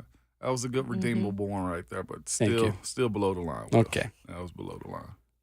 Well, nobody was below the did not practice line yesterday for the Tennessee Titans. Trey Avery, Harold Landry, and Dylan Radins were limited. Arden Key, Will Levis, Traylon Burks, full participants. Smirking in practice about being full participant, too. I would imagine we are trending towards a scenario where Traylon Burks starts for the Titans on Sunday in New Orleans. Yes? Yeah. Yes. And you wouldn't know it when we talked to him because he was about as mum and dismissive as could be, Love it. which that is a Mike Vrabel player right there when it comes to injuries. Mm-hmm. But there's no, I mean, we've watched him the last several days when practice has been open. I can't say that he looks like he wouldn't play, Yeah. right? Yeah. That's going off of my eyes, but I think a lot of people would agree with me that have seen practice. Yeah. No, I'd expect him to be 100% go on this weekend. It makes no sense for him to be out, especially if he's practicing. You always look at the practice reps. Somebody got an injury during the week. Oh, half participant or limited, full. Oh, we're trending in the right direction. Prepare for that guy. Absolutely no way he holds out. Now, situation like Chris Jones got going on right now in Kansas City, we can go ahead and cancel that one. Scratch that Exactly. one. Yeah, scratch that. Yeah, holding out still for Chiefs and Lions tonight, which we just spoke about. Arden Key with the calf. Kayla, you said he looked pretty much fully active and ready to go, which was a really good sign for this defense yesterday. Yeah, he looked explosive. And in the drills, individual drills, wasn't holding back at all, which was a good sign. And the only thing I noticed was a little bit of the tape on the calf, which a lot of these guys do, the braces or something in terms of kind of to help them get through the week and get through the games. But yeah, he looked good. He looked fine. Didn't look like he was, favoring that calf at all. Yeah, not hindered at all. No. All hands on deck, man. Start the season off 1-0. Mm-hmm. Start the season off 1-0. I am interested to see what this passing attack looked like. Me too. Before Traylon went down, he was having a real good camp. The catches, the speed, the health was all there. So I'm looking forward to it. Yesterday as well, Nick Bosa receives the biggest contract for a defensive player in NFL history with an average per-year salary of $34 million, besting Aaron Donald's $31.7 million with the Rams. Bosa sat out all of camp and preseason. This, to me, guys, was one of the weirder holdouts we've seen, simply because it was so amicable. Like Kyle Shanahan and John Lynch in San Francisco, it seemed like every time they would talk about Nick Bosa's holdout, it was like, yeah, well, that's fine. Yeah. Cool. And they were asked about him playing week 1. I said, well, unless he shows up and he's got a beer belly and he's out of shape, I would expect him to play. So, in other words, I would expect Nick Bosa to play this weekend. Yeah, I think everybody did. Of course, I follow the Steelers, and Coach Tomlin addressed his press conference by saying, yeah, we're preparing for Nick Bosa. I think all parties involved in this understood that this was business. And the other thing, too, that was working in Nick Bosa's favor was this. He's on his rookie deal. He isn't having money pulled from his account the same way that Chris Jones is right now. And they also said this after the fact, too. Chris Jones finds that he was, receiving because he wasn't – not Chris Jones. Nick Bosa's fines that he was receiving because of not being in camp. They just pushed that back in his contract, too. It's fascinating watching these guys do holdouts, hold-ins. Chris Jones is different because the way the CBA is set up, rookies who are set up for holdouts or hold-ins, you can not be fined as much because you are essentially on your rookie deal. If that fine is, I think, $50,000 a day, that would wipe out the entire salary of a guy that holds out the entire time. If I'm not mistaken, Chris Jones is creeping up on $2 million on top of $1 million check that's going to be missed this week, starting tonight, because he's not showing up. So it wasn't much stress to what Nick Bosa was doing. His was, hey, I'll just be here training while you guys figure out what my numbers are going to be. Talk to my agents, don't talk to me, which is why Shanahan and his crew probably weren't too stressed about it. And this is the thing, too. When you look at his pedigree and how he is as a player, then he's a guy that also believes that he should be paid there. He wants to be a part of this game. He wants to be legendary. He wants to be a guy that really sets the stage for all defensive players moving forward, and that's why I think they weren't too stressed about this deal. It's certain people that you can say that you're not going to be here, we're not going to do these types of things, and guess what? They show up. He's a show up and carry his lunch pail type of dude. My question is going into this weekend is how flexible, how in shape will he be? It's one thing to be a Ferrari and you can drive fast, but it's another thing to not have any actual training on the track when you get behind that Ferrari and you drive it. It's an out-of-conference game for him this weekend in Pittsburgh. How many reps does he actually get? One thing I will say about the San Francisco 49ers organization, why they continue to have success, why they're having success as of late, is that front office knows what they're doing. They handle business, I feel like, the right way in the media, with their players. And that's why I love the fact that Rand Carthon is here.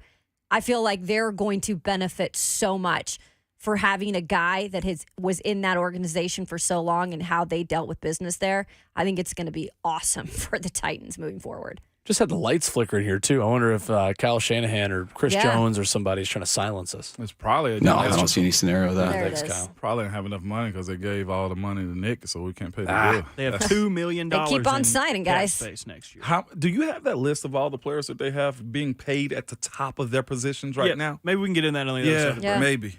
There's plenty of them. We can do that coming up next. We'll also revisit parts of our conversation with Coach Mack earlier this morning, scouting the 34-year-old defensive lineman Cam Jordan, who will look to take advantage of Peter Skoronski, the youth, the inexperience of the Titans offensive line as they head down to the Big Easy on Sunday in New Orleans. That's next on RKW.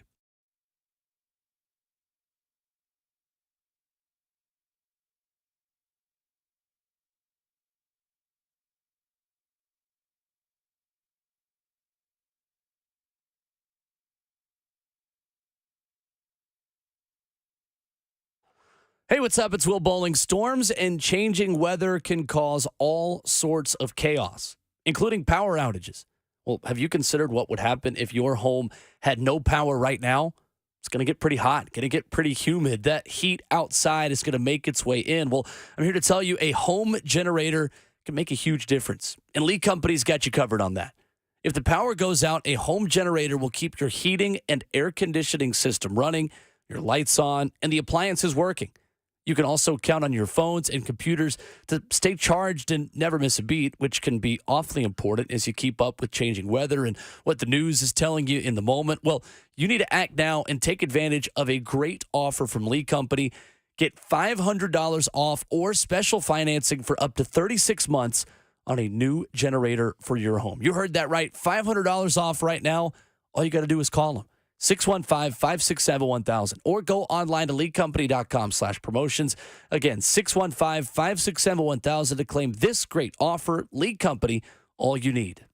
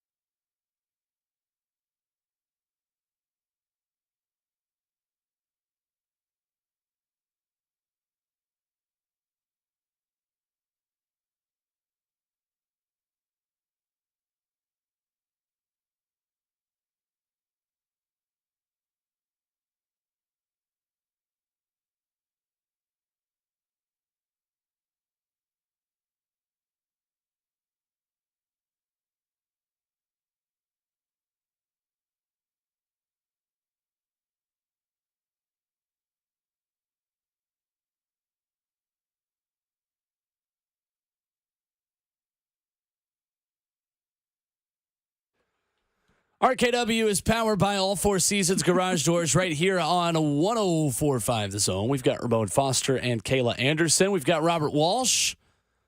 I'm Will Bowling. And coming up today, it is back. You could join our 3HL tonight, this afternoon, later today at Buffalo Wild Wings in Hendersonville for our first Titans football feast of the season. Stop by for your chance to win Titans tickets and giveaways each hour thanks to Miller Lite and Buffalo Wild Wings. You can see the full schedule by visiting 1045thezone.com/TFF up in humble Hendersonville. Yeah, yay. Streets are saying Ramon Foster might be there. Streets is talking for sure. I'm not saying it, but the streets are saying it. Streets are definitely saying it. It should be. It's always a good time. If y'all hadn't been to one of their events, you have. You used to work there. Oh, yeah. I used to go to all of them. Yeah, and I know Running why. Zone TV. Know why you were going, too. Can I say why you was going? Why is that? The free food. I was going there to eat True and then media also member. do my job. No. True media member. Man, that is one thing about media. Wherever they go, first thing they're worried about is their free meal. Goodness. Especially Buck. Yeah.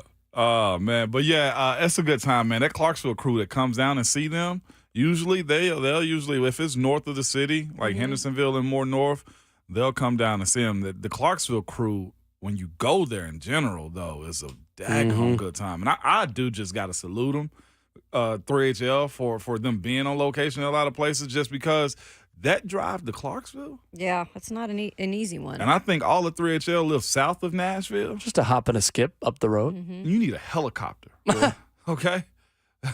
You need a helicopter. Maybe they can get that sponsored. Ooh. I mean, they do come out of Clarksville, too, though. The helicopters do. Mm-hmm. So right now on our block downtown, the power is out. And right now online, the Immaculate Grid is down. Oh, God. Does the Immaculate Grid come from Music Row? Woo! Who's to say? I would almost bet it at this point. $1 million question. You know why? If you are in charge of the Immaculate Grid, Can I phone a friend? And come ask? find us. Hey, Bert, how popular is Nashville? Could the Immaculate Grid be stationed here? Because our grid may or may not be down right now.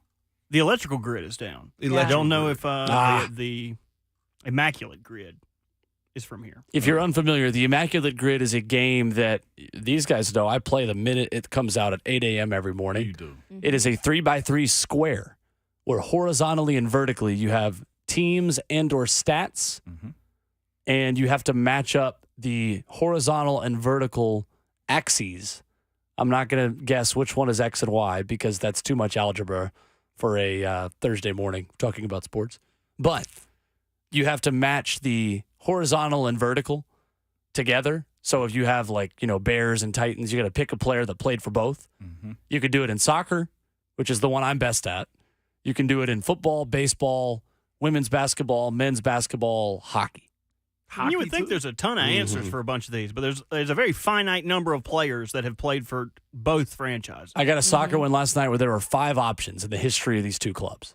That was it? We got it right, though, don't you? Oh, you got It was a class project? I didn't realize My this buddy was that's staying with me this week helped me on one of them because You he's got a friends mouse of in the your pocket? Spanish team that I needed. I'm going to call on the your grid. friend out that's staying with you, man. Why's that? I'm going to just call him out just because My buddy Brad? I don't know him, essentially. And it feels like Brad is turning this stay with the friend thing into a, hey, this is my new house thing, okay? No, well, I had a friend of my old roommate who stayed with us for a month at one point 3 years ago. Yeah. It's just, I haven't seen this. It's like my freshman year college roommate. I just want to talk trash chilling for a about- week. That's it. I just want to bash him real quick. Let me bash him. You don't need any reasons. You just want to bash people. I don't have any reasons. So my question is, did this replace Wordle? Yes. Wordle Because is Wordle dead. was hot for maybe 5 months. If you still Wordle tweet out was your in Wordle the every trash. morning, I probably have you muted on Twitter. Is that why? That was a Respectfully. thing. Yeah, it was a thing. Is that why you don't reply back to me anymore? Because you do Wordle still? I don't do Wordle anymore. I don't think you ever did it, did you? No, I never did Okay. it. I Just never checking. did it. I The tried only it time once. I love seeing Wordles now is if you get the word on the first try. Yep. That's cool. That's something you should okay. flex about. As much as Buck flexes about all the free food he gets because he writes about the Titans. Well, That's he a high doesn't eat level a of lot of flexing. it now. It's like the That's smallest thing. flex a person could possibly have. Is it a rich flex? No, that's also what Buck does when he tries to flex. Oh. The smallest flex. I can't really speak on that. I weighed like as much as a drop in a bucket when I was in college. Oh. I feel like I shouldn't talk about him. Last time I talked about his weight, he got so upset he called me and cursed me out. That's true. He was heated. Easy, man. He really wasn't. Anyway, this hostile working environment because the Immaculate Grid's down right now. We should put him in our group chat. There's some reality there. For Buck? No. Yeah. He never responds anyway, man. Yeah, He's the he's too worst cool. person to text with. Yes, because you'll need something like imperative. Like, I need this done quickly. And he's like, oh, sorry, I was sitting in a sauna at my workout, and I had to caviar on a bodega leaf. And it's just like, what are you talking about, dude? Text me back. On a bodega. I was doing Buck a just spa became a day. 1920s detective. He's either that or he's like a Southern debonair lawyer, whichever one you want That to. one. It's kind of like molasses sort of spilling out your mouth. Drinking a mint julep. We're going to find these buddies that are drinking during Prohibition. We've got to find who is behind this. Who's selling all this moonshine out there still? You sound like Daniel Craig's character in Knives Out. We're going to take an axe to it. I love not American people trying to sound like it's an great. American. So good. Except they are better at Yeah, I was American gonna say, accents they're than pretty we good at are it. at their accents. 100%. Yeah, No facts. question. A lot of those actors are over there from England. Because for the longest, I thought Idris Elba was from New York or L.A. Yeah. or Atlanta. Stringer Bell. Stringer Bell. Never heard his British accent a day in my life. I'm like, Stringer, you are a real-life TV gangster, man. How you sound like this? You know, he cheers for our soccer team. He's a gunner. He's an Arsenal fan. He's a gunner. Him and 21 Savage. Ramon, who cheers for a team he didn't even know Yeah, got a big right. win on Saturday. But that's okay. It's okay. Look, hey, I'm just like Kentucky basketball fans, okay? So, does that mean you're That's cheering for not a good Alabama thing. this weekend against Texas, too? Exactly. I'm cheering for Bama Oh, this perfect. weekend. Okay, Sorry, cool. Sean. I got to call you out.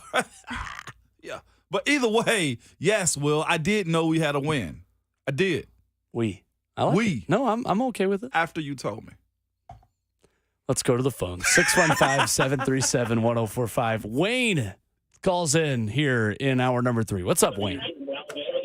I don't think Aaron Rodgers and New York Jets are going nowhere. Hey, turn down your radio really quick. Wayne, turn down the radio real quick. We can't hear you. Okay, yeah, let me turn it off. How about that? There we go, Wayne. There we go. You know what? I listen to you guys every day, and I always over to Vanderbilt when they come from Memphis to Vanderbilt University and played when the Titans did. So I am a Titans fan. Yes, We sir. got love a pro team. We got a pro team here in Tennessee, and by God, we are pros. And I don't think Aaron Rodgers is going nowhere. Yeah. Patrick Mahomes' reign is coming to an end. Oh, look out! And you know, I'm not a big Tannehill fan, but I will say that if you got a good team, a good running team, which for the last, you can win games. All right. And Let's go. I love Just it. like the Washington Redskins with John Riggins.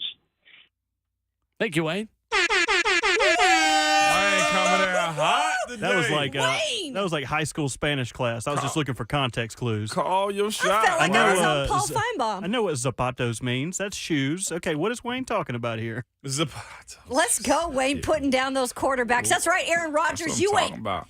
Yeah, Patrick Mahomes, you ain't. He also You, Aaron said Rodgers. that he wasn't a huge fan of Tannehill, though, too. I don't care. Yeah, Wayne came in hot today. He still though. likes the Titans. First time caller for us, too. Shout out to you, Wayne. The title of the Hour 3 podcast is now going to be Wayne's World. Yeah, we're just living in it. We are living in it. Let's go. Wayne pretty Thank much you, Wayne. dropped it on the table and said, hey, look, this is my show now. Yeah, and I'm he here did. for that. I'm He here had for to that. turn down the radio first. He had to learn that. Oh, he turned it off. Yeah. Yeah, turn them off. Smart Kind of like man. our lights right now. Yeah. I love that. We're still here, though. We are still up and running. We're Sorry, still guys. here. We're still here. Shout out to Wayne for that call, man. He's definitely a great listener of ours. Absolutely. Hope you have a happy Thursday. Maybe see you at 3HL this evening, Let's too. go, Wayne. Yeah, let's go. Lil Wayne. Should we call him Lil Wayne? Nah, he's Big Wayne. Big Wayne? Big Wayne. Yeah. Mr. Carter calling in with us. I was wondering if you was picking up what I'm putting down. Well, I was mean, picking up on geez, bro. What I are we, was just going to I say got something. what are we but talking I'll about keep here, that dog? off the radio. Yeah. 615-737-1045. If you, like Wayne, want to call your shot on Anyone in the NFL. Just put him on blast real I quick. got Wayne's right, by the way, too, on Aaron Rodgers. He knows ball clearly because he agrees with us on Aaron this year. That is one of I'm almost afraid of every game they have this year. Who? The Jets? The Jets. Okay. Afraid for who? Because you don't know what this team actually is. It's so youthful at a lot of different positions, but they got a veteran savvy Hall of Fame quarterback too. Mm-hmm. Can they get on the same page? Can they actually make it happen in New York with this group? And also, I question what the offensive line protection is going to be. That's my biggest question, because he tries to say, "Oh, we're good now," because you saw the problems they had in Hard Knocks in the preseason. Absolutely, he says they were good. Well, we'll see. Yeah, and that's where we are. We will see, because Mekhi Becton's got a lot to answer for this year. Aaron Rodgers playing in that AFC East. It's some dogs that's chasing after him. Mm-hmm. So we talked to Coach Mack earlier this morning about a number of topics getting ready for Titans and Saints. And I think it's interesting always talking to him, breaking down veterans on the defensive side of the football that he was coaching around as well in his time with Jeff Fisher in St. Louis, with the Rams, with the Titans, and specifically breaking down Cam Jordan. I thought this was a good breakdown from Coach Mack on why he has been able to continue to play at such a high level. Coach Mack, even as he's going into his mid-30s, Cam Jordan, what kind of problems will he present? Now, I know, of course, he's probably not going to play 90% of the snaps, but that veteran experience and his impact, what do you expect in a game like this? We can't manufacture the experience, first of all. And when you watch tape on him, especially, out there, and he plays, they move him to some different spots, but he plays a lot of two-point stance stuff. Yes, he does. He stands up, plays a lot of two-point stance. He's always been a great hands player as a rusher. He's got it all down. He's got the two-hand swipe. He's got the two-hand. He's got the one-hand club swipe. He's got the club swim. He's got everything working for him. And here's the other thing. He's very rarely out of position. A lot of times when you've got guys on the edge, the thing that you look at, he's got 115 career sacks. He's up there. He's They a don't 100 just sack give you. club. They don't just give you sacks. Yeah. I mean, he's got 115 career sacks. So this guy, there's a reason he's still around, because he can still play. But he's a he's not only a physical player, he's a crafty player now, because you just can't manufacture that kind of experience. But expect to see him a lot in some two-point stances, especially if they can get you behind the chains on third down. Mm-hmm. That's what you're going to see from this guy. Coach Mack, I love that he knows just immediately 115 sacks, which is correct. 115 and a half to be exact on Cam Jordan. Ramon, what is the toughest part about blocking someone out of a two-point stance versus a three-point stance? Momentum, Will. When you stand tall like that, like coming out of a stance is a little different, because they got to rise up to go through you, essentially. With him being in that position, you get guys like him and others that do that. Michael Parsons, heck, even Harold Landry does these things. Imagine, you say what's difficult. Imagine Big Jeff standing up like a dancing bear, as Coach Mack like to call him, and having the ability to bull rush you, but also if you sink down too low, they can quick arm over you. They can beat you around the edge because they're athletic enough. These dudes are running, or Cam Jordan at one time ran a 4.7, I'm sure. So you get the momentum of them being up and being in a sprinter stance, but you also have the anxiety of, am I being bull rushed or am I being run around? And they can just play games back and forth with you. You have no real idea of what they're capable of doing, because a lot of stuff that they're doing is off the reaction of you, unless they just say, screw it, I'm going to bull them this first time just to set up a move down the line. That's what being a defensive lineman is we control the pace of the play sometimes as offensive linemen, but you have to also be in a position to where, as a defender, a defensive lineman, a linebacker, you set up how you want to be successful. It may be the first play of the game. It may be the 20th play of the game. But the fact that a lot of guys like him will run through your face or try to run through you. And I don't want to say run through your face. That sounds very, very violent right there. But they'll try to run through you to set you up so that you take the bait the next time around. That's where it gets confusing. That's why I say with a guy like Cam Jordan, the experience of what he's capable of doing is what you have to be worried about when you're a guy like Peter Skoronski or even Daniel Bronskill. Like, we're putting a lot of emphasis on Skoronski, but Bronskill's in this position now to where he's here on the new team, playing on the AFC side of things. He's mostly seen NFC as far as it goes. Now, yes, he did have to go against guys like Aaron Donald, that they're capable of, blocking. Well, no, he's incapable of being blocked at times unless you got 3 dudes on him. But I'm fascinated to see how Bronsko holds up. Me personally, not overly worried about what Aaron Brewer is going to run into this weekend. And I'll say for this reason right here. His athletic ability against a team like this, I think it's going to be very cool to watch him get up on the second level of the linebackers. He has good hips. He moves well in space. I will wonder also because, as Coach Mack and we've all talked about on Scout Meeting Wednesday yesterday, they got some big, long-rangey guys. How athletic are those dudes to chase the ball? Their D linemen up front, they got some big-body dudes, too, that want to anchor, that want to be run stoppers. And that's what they're changing their mindset on this week. Kalen Saunders and Nathan Shepard being their 2 starters with, of course, Brian Brazee. Rookie out of Clemson. We've called him Breezy. I have. It's Brazee, though. They will have their hands full this weekend. And I say that as far as the Titans moving them side to side, seeing how they react to it. 615-737-1045 is our number. Let's get to Swab Zombie in Nashville. Up next. What's up, Swab? Hey, I'm going to turn the radio up. Please don't. And you're going to go off the air. Hey, Kayla, keep my quarterback's name out your mouth. We're going to the Super Bowl. Tighten up. Swab Wait, Zombie, I'm ladies and confused gentlemen. on that call. Well, he said he didn't. Wayne said he didn't like Tannehill. Swab Zombie Well, does like He Tannehill. didn't say he hated him. Said he wasn't the biggest fan. He did. He's still a Titans fan. So Sure. it's his quarterback, too. Thank you, Swab Zombie. We were quick on the trigger once you said you're going to turn your radio up. Yeah, we were. It's the first way to kind of get off the That's air probably right not now. how you do it. Coming up, what Coach Mack had to say about the challenges facing the Titans secondary as it pertains to stopping the newest QB1 in New Orleans in Derek Carr after this on 104.5 The Zone.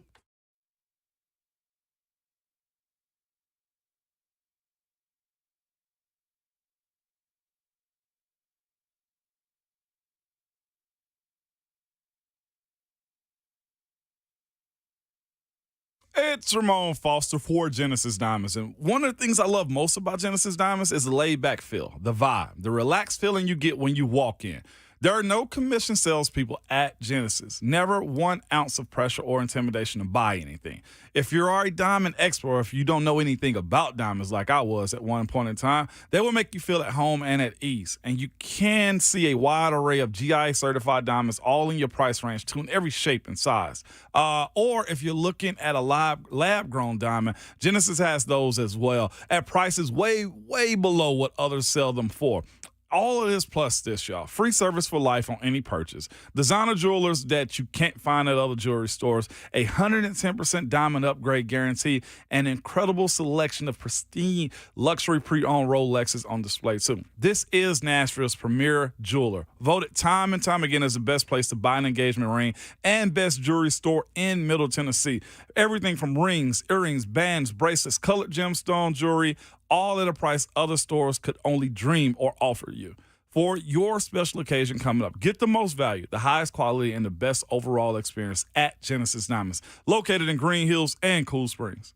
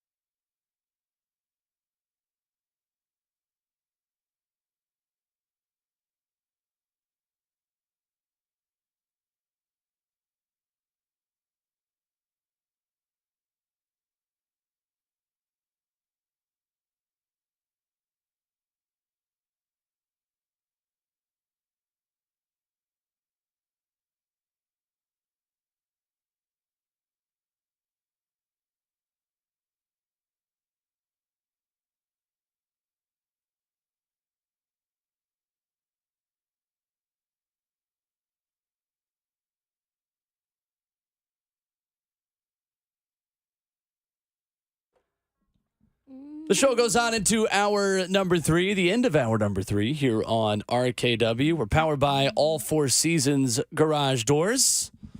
615-737-1045 is how you join us. The Titans chose some captains yesterday. We'll tell you who those guys are, including the one Fall in there. Trying to do a Coach Mac thing there, but Ramon was vibing to the music too much to join me. No, I didn't know you want me to ad-lib right there. Vol? Vol. Okay, thank you. Yeah. Appreciate that. Vol. They should do more to pander to that. By the way, it was Florida, too. How Have dare another we? Vols captain. How dare we Florida spit in the beat the face of Gators. Titans fans? Yeah. Or sorry, Gators beat the Buckeyes. Gator beat the Buckeyes, Will, to your answer, What? To your question. Oh. It was Florida. 2007. That's what I guessed too, and it was wrong. Smacked. It ain't Florida? So I guess they must mean 2008 national championship game there. There was a question online for those unfamiliar. They were just jumping into the middle of our conversation that we were doing a trivia in the break and said the wild 07 season saw an opening weekend upset of App State over Michigan and ended with what team winning the national title? It was LSU. I was right the first time. Yep. You were right the first time. You were right for a little bit. I was right all the time. There is a Titans question on trivia this morning. I know you got that wrong. I did. I got this one right. Pretty easy. Okay. Which wide receiver currently on the Titans roster is top 3 among active wideouts for most career receiving yards?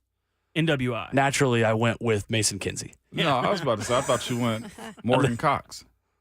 Vol. Coach Matt gave good insight with us earlier this morning on the Titans secondary stopping Derek Carr. And you talk about a guy who is experienced yet still comes from a newer place, obviously, coming from Las Vegas to New Orleans. There's a lot of sin going on in those two cities. It is, isn't it? Derek Carr seems like a nice, upstanding guy, but in Vegas and New Orleans. Big squeeze to the Big Easy. He's the beacon of hope amongst all the, Sure. the debauchery. Do it. Yeah. I was going to say, make that make sense. Come on with it. Come on with it, baby. Here's Coach Mack talking about how you stopped Derek Carr. Think this, Will. Think bogeys. And bogeys are disguises. You cannot sit and let him know what you're in. Mm-hmm. I mean, you cannot be static back there in the back end against a veteran quarterback and let him read your mail when he's at the line of scrimmage. You just cannot do it. And so that's the biggest, and when you're bogeying, you've got to understand how your bogeys or your disguises tie into the front, because you can't be showing one thing one way that makes you vulnerable the other way if your front is set opposite. You know what I'm saying? I mean, it's got to all tie in together, and it's got to be with timing.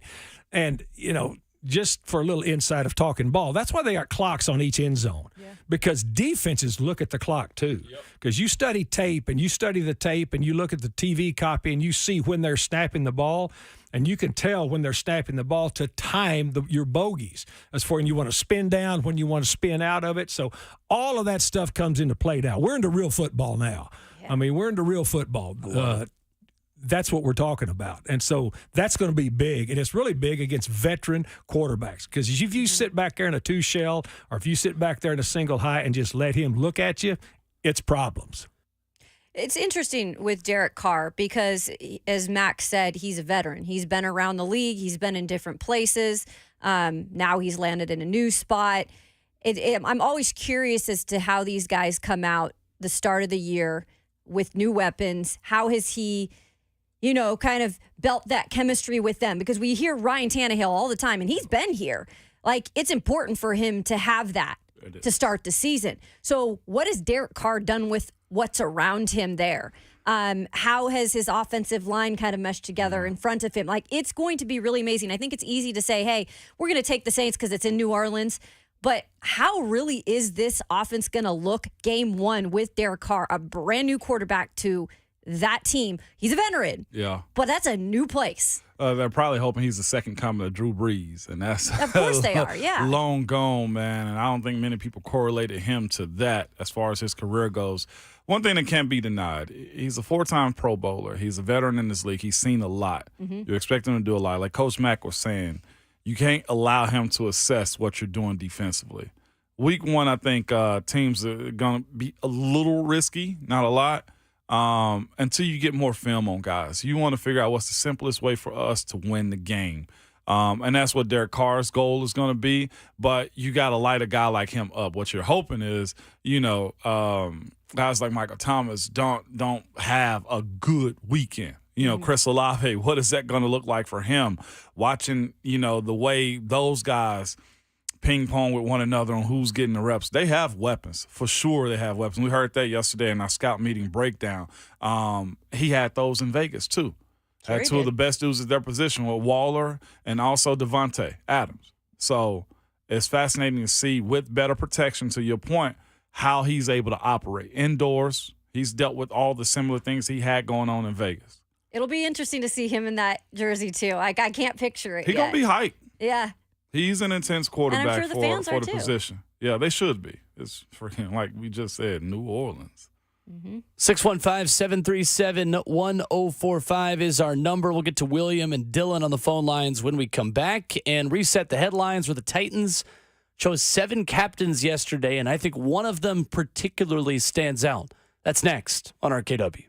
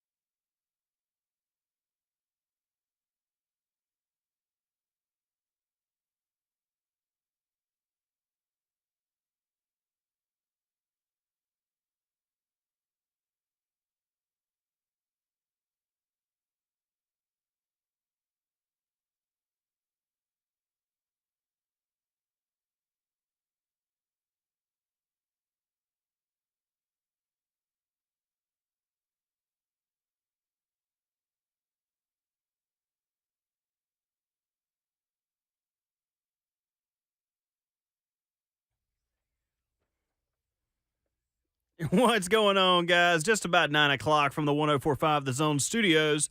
I'm Robert Walsh. Titans' first practice report came out yesterday with Dylan Radins, Trey Avery, and Harold Landry participating in a limited fashion. But they got three important players back to full participation in Arden Key, Will Levis, and Traylon Burks. Here was Burks on his availability going into Sunday against the Saints. No, you just wait to see. Just wait and see. We'll see if he's full participation today. They got another practice report coming out later today. On the Saints side, practice report says Keandre Miller, rookie running back out of TCU, did not practice. Marshawn Lattimore, right tackle Ryan Ramczyk, and Jimmy Graham were all limited. The NFL also suspended the Saints' fourth-round rookie quarterback Jake Haener for the first 6 games of the regular season. That suspension was due to PEDs. And now to the 49ers, where they have signed Nick Bosa to a 5-year, $170 million extension with $122.5 guaranteed. The $34 million a year makes him the highest paid defensive player in NFL history, and the 49ers are no stranger to that, handing out the highest paid contracts to Nick Bosa, Christian McCaffrey, Kyle Juszczyk, and even the third. They got the third highest paid tight end, tackle, and linebacker, and George Kittle, Trent Williams, and Fred Warner. Spend a whole lot of money over there. For all the foundation repair and waterproofing needs, visit USSTN.com. Breaking news at once on your home for the Titans and the Vols. This is 104.5 The Zone.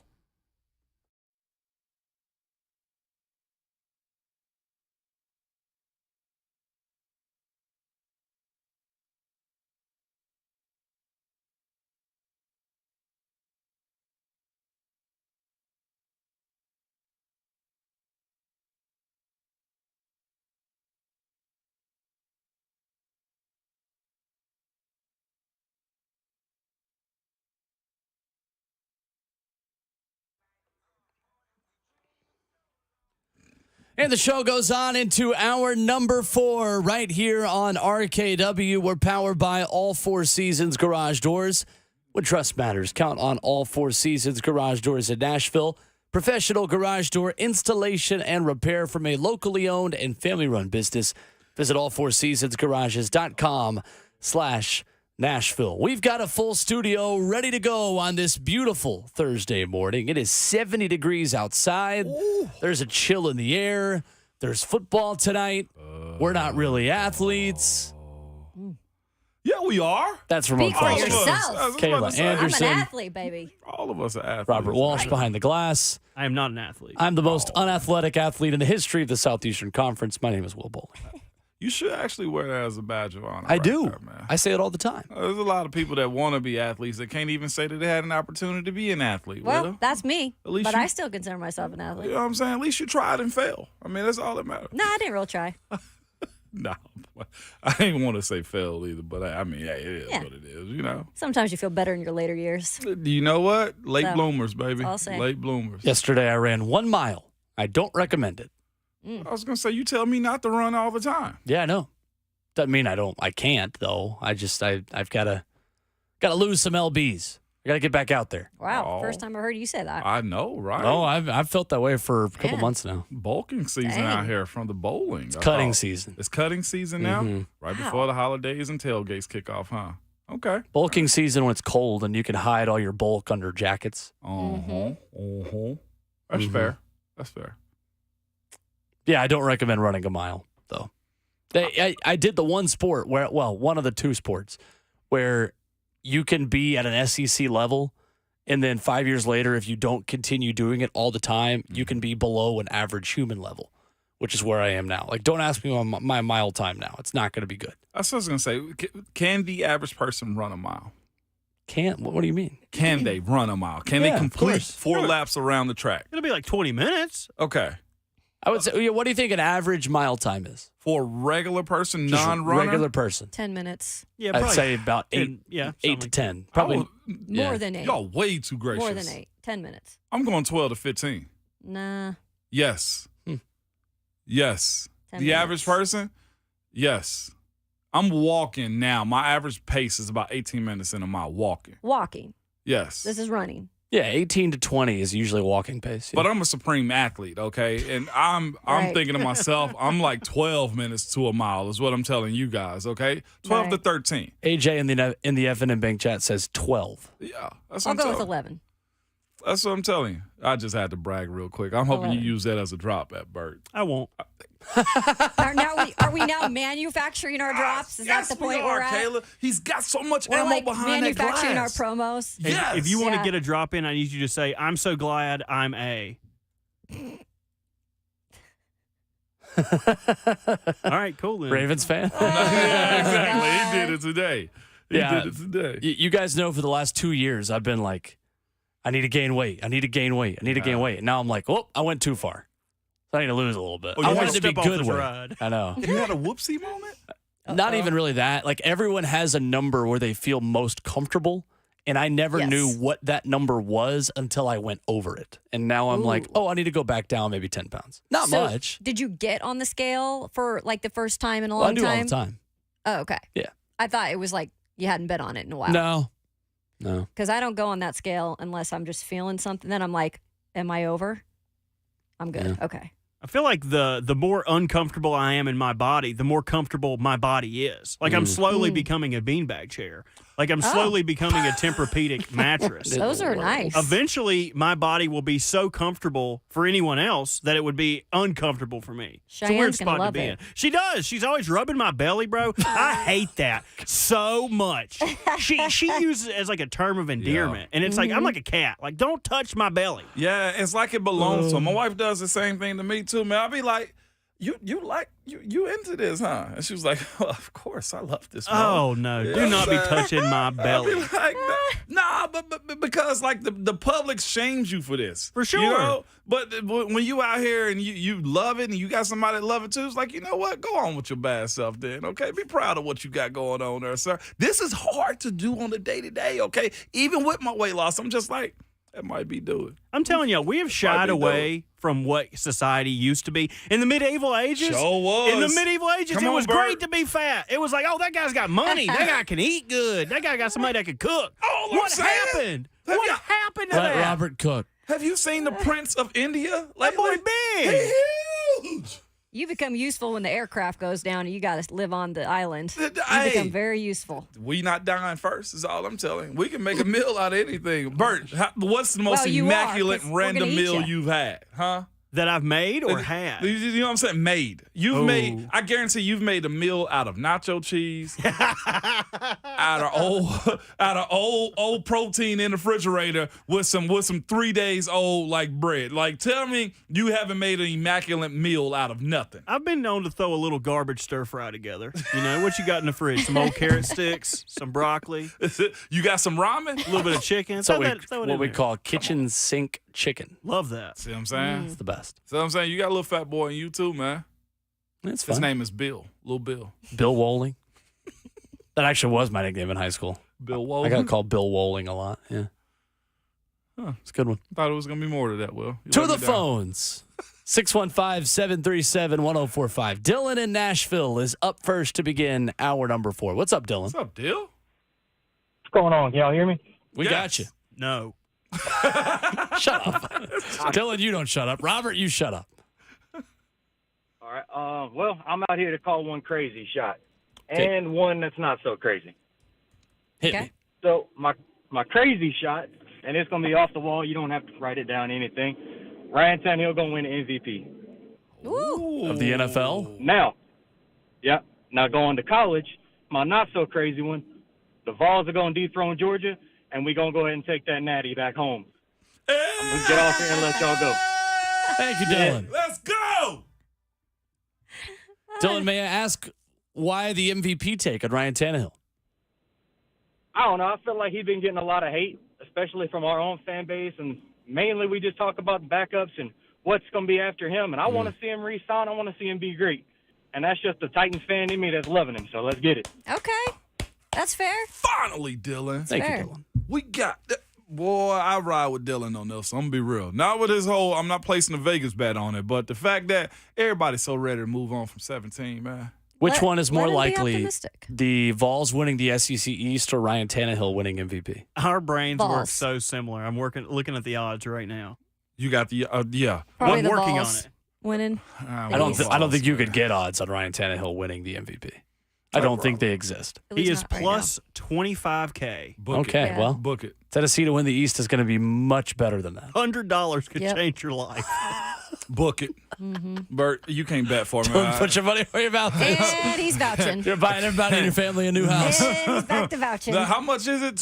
How much is we talking about? I say, is we talking about? Boy, did I not graduate Your transcripts college or are what? so iffy. They It's are crazy. so iffy right now. It is 10 times more likely, according to betting odds, that the Vols win the national championship Oh, the national championship. than Ryan Yeah, Tannehill Natty. Not winning even- the MVP. I just meant SEC East. Natty. East and the Natty, he said. I've got it as high as 3,000 plus 3,000 for the Vols to win. Hey, I could see a scenario of that. Bert, put a couple C notes down in that Ryan Tannehill. I'm going to need an advance on some C notes. You don't need an advance? If you would like me to put some money. Are you donating to the C Note collection? They call me Broke Bert for a reason. I got the- a couple dollars. The C in C Note stands for you- collection. You call yourself Broke Bert so you can get free drinks from everybody. Nobody I know calls you Broke Bert, especially not Cheyenne. Don't throw me under the bus. I have a system, Ramon. I don't like paying for drinks here. Oh, boy. William is in Hendersonville. Besides having a great name, he's called into a great radio show. What's up, William? Hey, man, what's going on? I found it quite interesting that Kayla, she did not enter in on the whole rubbing the belly thing, Buddha belly. I don't know. What's going on there? Crazy. That's right, William, because I ain't doing that. Crazy, man. I'm not rubbing no Buddha belly. But, hey, If I work hard to get a six-pack, you work hard to get a six-pack. nope. That's There what you it's go. about. There you go, girl. That's there right. you go. Hey, the reason I was calling in is I've always wondered this is what kind of salaries do the players make that's on the practice squad? Oh, Yeah, we got actually, that. there was new numbers on that recently that Yeah, it had come is. out. Thank you, Practice William. squad salaries for 2023. I think those dudes are making $12,000 a week. And Minimum- they can make up to a little more, I think. They can make more, yeah. Minimum is 16,100. Maximum is 20,600 a week. week. Week. God, get me on a practice squad somewhere. I'll hold the tee. Whatever you want me to do. Give me that $12K a month or a week. Hey, man. Wow. Yeah, $12K a week. But, of course, I'll say this, too. You're taxed at the highest rate, too. Yeah, that's true. Yeah, don't forget Uncle But Sam they do gotta live in get Nashville. his. That's a good thing. Well, that could be a negative thing. You think? Expensive as it is now. Yeah. They, like, dudes I know got to have roommates in California, in New York. True. Yeah. At least if you're young, it's okay still. Yeah. Average salary for is $207,000 a year. Cut that in half. Decent. Okay. Yeah, cut that in half. Bad. The Titans yesterday selected 7 captains for the 2023 season. Quarterback Ryan Tannehill, who is apparently now an MVP candidate. Derrick Henry, Kevin Byard, Jeffrey Simmons, Aaron Brewer, long snapper Morgan Cox. And linebacker Azeez Al-Shire, guys, is voted captain just a few months into putting on a Titans uniform for the first time. Big deal or no deal? I think it's a big deal. And it's not, I think I was surprised at first, but then when I thought about it, I was like, no, this makes sense. Like, he's out on the field. You see him, you hear him. He's got this like type of energy that just rubs off on the other guys.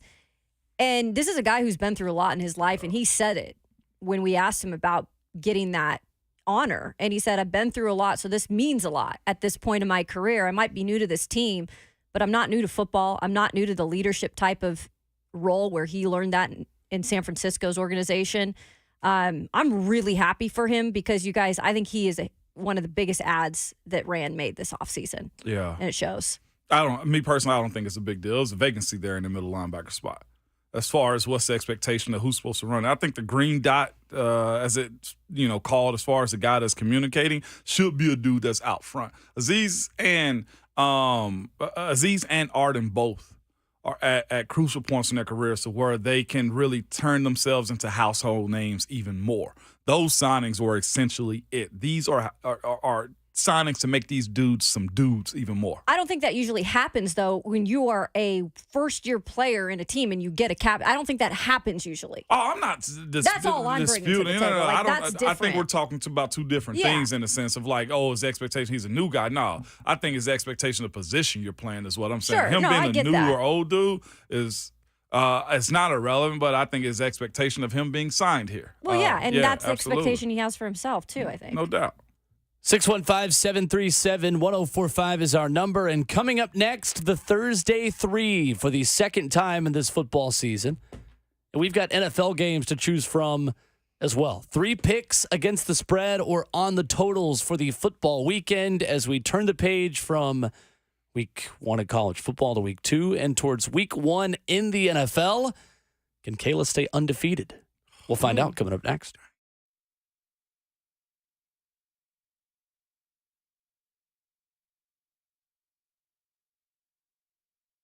It's Ramon Foster for Scoreboard Bar and Grill. Fall in Tennessee may be the best time of the year. I'll tell you this. I love this time of the year. And Scoreboard is ready to celebrate it with Low Country Bowls, football, and the best live music in Nashville. Now with 2 great locations. The original one across from the Grand Ole Opry and now on the shores of Old Hickory Lake at Cedar Creek. If it's a Thursday, which is the day, Saturday, Sunday, or Monday night, both scoreboards will have all the games, food, and music you want. By boat, Harley, truck, or chopper, you can land at either location.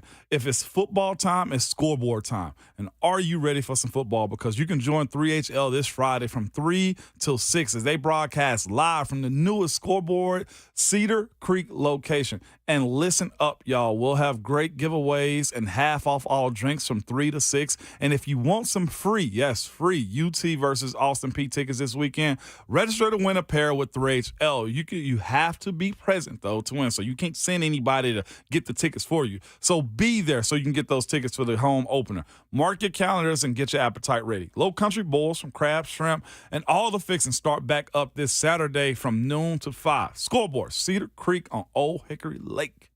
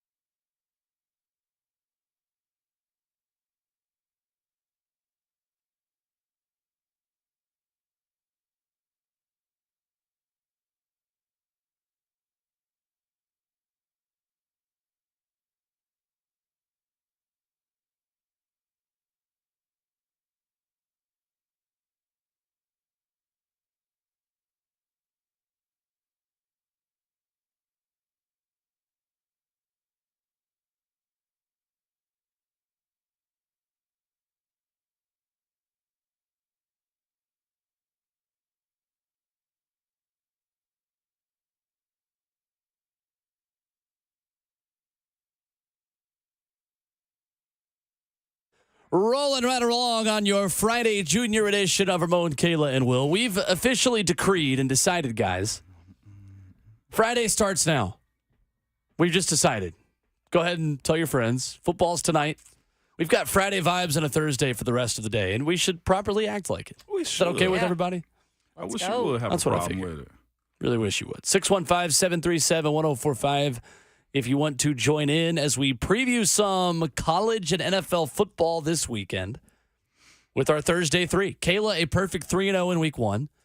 Robert and I, 2-1. Ramon bringing up the rear at 1-2. I won with my heart. I won with my heart last week. Did you see how one of my bets hit? No. Okay, Apparently not. Take us to bragging camp. What? No, How did it hit? No, come on. This is the opposite of bragging camp. This is actually giving myself less credit because I shouldn't be 2-1. I should be 1-2. Kentucky covered against Ball State on the last play of the game on a draw play up the middle that went for 40 yards, basically, with 6 seconds left of the game. Literally the last play of the game, Kentucky covered against Ball State. Damn. You love to see that. Oh, you really do. If it's the side you went on. It was electric. Yeah, right. If you bet Ball State to cover against Kentucky, I'm so sorry. I'm truly so sorry. Too many sacks in that game. Uh-huh. So, we begin with Kayla, who is 3-0. Robert will go second. I'll go third. Ramon will go fourth. Not like we're exclusively picking because we can all share the same bet. Right. But we go in order of who is leading. So, Kayla, lead us off with your first pick. Yes, I will visit the NFL for this one. First week doing that, which is exciting. And I'm going to go with the Philadelphia Eagles, -4, of course, traveling to New England. And I think it's one of those situations that I'm just not comfortable with anything yet that New England is doing. Dude, Philadelphia, we said it yesterday, like they're in a league of their own up there with Kansas City. And in some ways, sometimes I think they might be even better at this point. So I'm rolling with that. Fair. Okay. I'm sticking with the college slate for my first pick. And this is a fishy line. I don't know, but I am always the rat that takes the cheese in the mousetrap. Okay. I love it. I can't get enough of it. But this is fishy to me. Utah. They're scheduled to go 6.5 over Baylor. Baylor lost to Texas State last week, and Utah gets their quarterback back. Yep. 6.5 points. Like I think Utah will beat them by more than that. This smells fishy, but I can't help it. That's good. I'm going to go with Utah. I thought about that one too. To cover the 6.5. Yeah. I thought about that one, and for the same reason as Eagles on the road, I just don't love picking against a home dog, especially not in college football in an environment like that for Baylor, even though they did lose to Texas State in that environment last week. Yeah. And backup quarterback for Utah. Do they come back to the mean? I think it's a good pick, but a little tricky. I'm telling you, it's stinky. But I'm going to get caught in that rat trap. I'm eating that stinky cheese. So Utah -6.5 or 7.5. Which was it, Robert? 6.5. 6.5 at Baylor. Okay. I am going to go to the great state of North Carolina. I thought about, by the way, just to begin with this, I thought about picking against all of your teams and just trolling. You should have. That'd be good. Because I was going to start with Ramon Foster's Vanderbilt Commodores going to Wake Forest this weekend. And I will pick against Ramon's Vanderbilt Commodores. Wake Forest is 5-1 against the spread in their last 6 games in September. Vanderbilt has only covered in 3 of their last 10 games.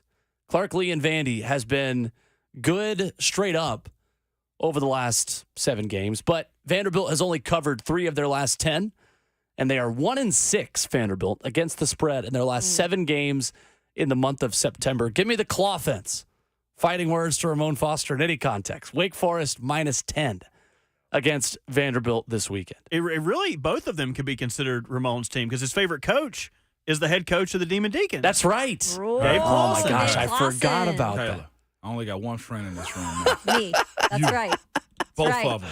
That's right. Dead to I me. really I'm a wish good I friend to just have. picked like, Good who friend. the Ravens play. loyal. I should have just picked the Texans, Wisconsin, and Wake Forest. Texans are +10. They gave him a fat I would line. love There you that. go. Pick against my Cougs. Dare you. Y'all used to be better than You knew who I was when I got here. There's a small portion in this show where y'all used to do good things, and now you don't. Well, I'll meet you at the end of my selections today. Okay. You hear me? Okay. All right, that's fine. First game, I'm taking this tonight. Kansas City versus the Lions. Okay. Without Chris Jones, they are still. Without Kelsey, they are still 12-6. They found ways to win because Patrick Mahomes is that good, though. Kansas City, but the line tonight against the Lions is Kansas City -4.5. I'm taking the Lions though.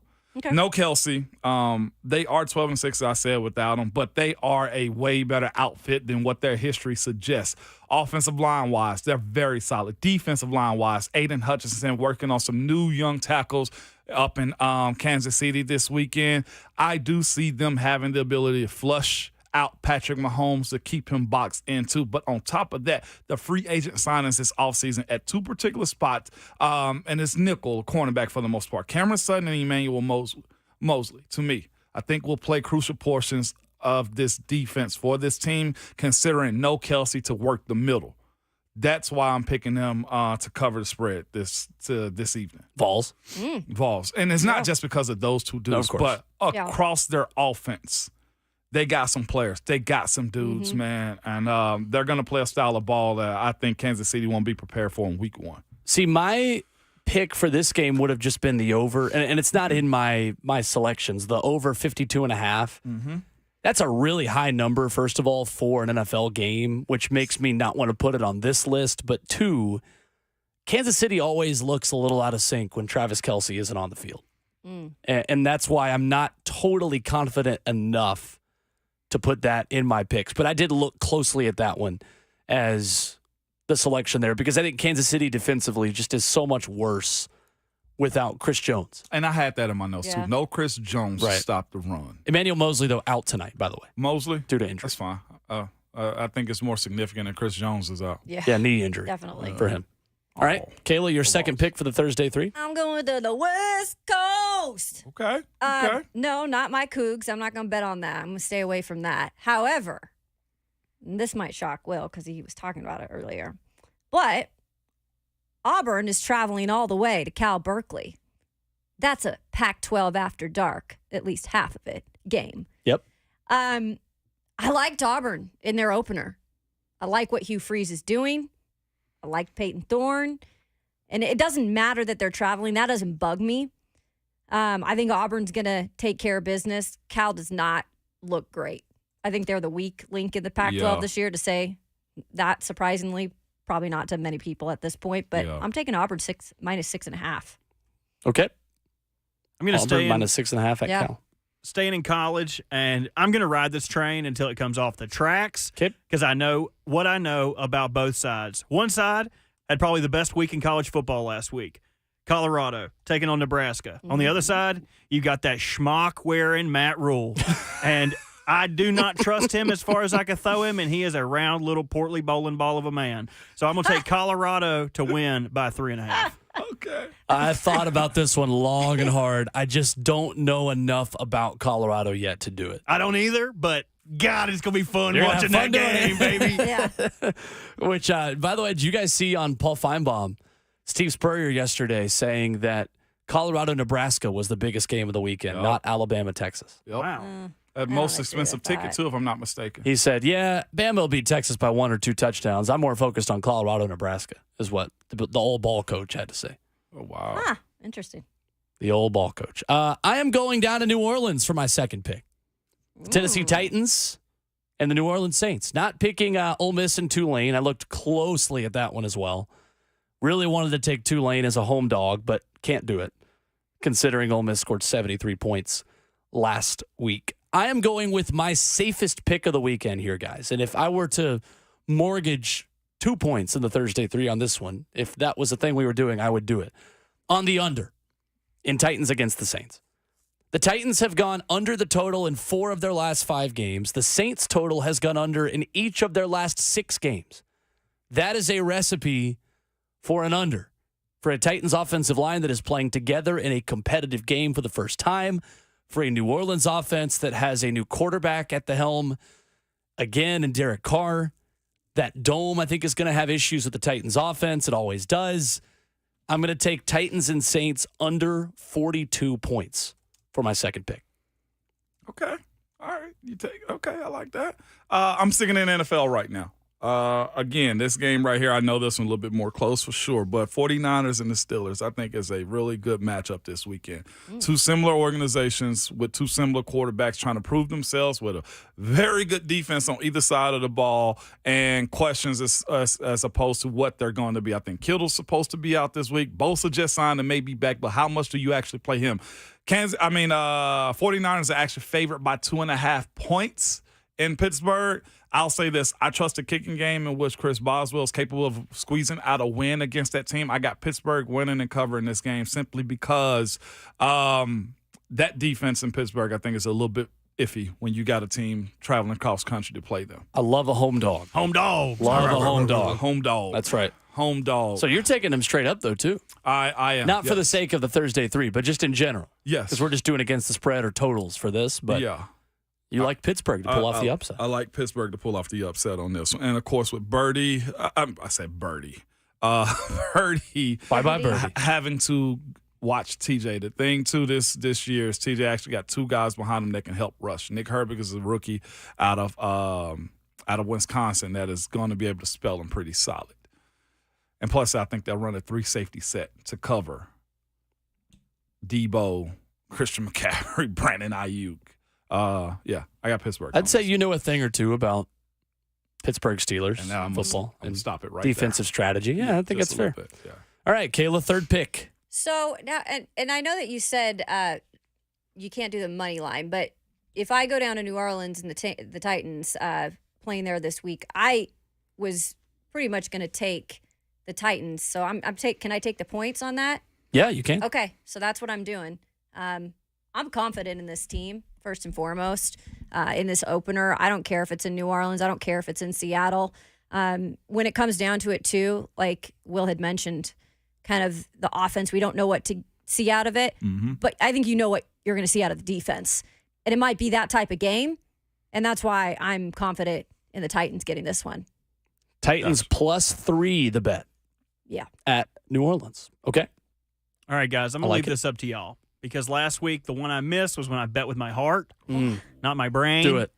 So bet with my heart, not my brain. I have absolutely. 2 picks left. All right, well, then we're going to go Ravens 10 over Texans. There you go. I'm going to be at the game. Anytime I go to games, I do a bet of the year bet. For me, that is $100. Nice. $100 doesn't win you much with these guys. But when you look at the Texans, they're missing 3/5 of their starting offensive line. They're also going to miss probably the best veteran on defense, free agent signing from the offseason. Jimmy Ward came over from San Francisco. It's going to be Will Anderson and a cast of characters on that defense. And we talk a lot about vibes coming into week one and how you feel about teams. This Ravens team feels like it's pumping on all cylinders. Mm-hmm. And if they didn't beat the Texans by 10 week one at home, I would probably be upset in Baltimore and be drowning my sorrows there at the Horseshoe. So I'm going to punch it Ravens to cover the 10. By the way, you sneakily said, and I will be at the game. Oh, be at the game. Okay. He did. Love that. That's cool. Doing a little Jimmy Seafood pregame. Eat some they have a oyster on a half-shell shucker there, and I just hang out with that man the entire time. Like, people will randomly come up and, like, get one oyster. In the meantime, I'm just... I wish you would stop making that noise. I need the sound effect. Oh, my God. That sounds like a mail shoot. Exactly. When you go to the bank and you have to send that tube back. Can I have a lollipop? That's me with oysters. Nope, I did not need it again. Oh, my goodness. Please clip that. Not need it again.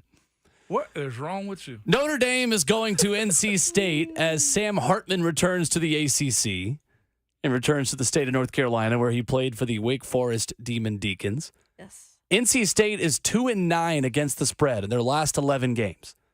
Notre Dame is 4-1 against the spread in their last 5 games. Looked great against Navy in week 1, or I should say week 0, week 1 for them.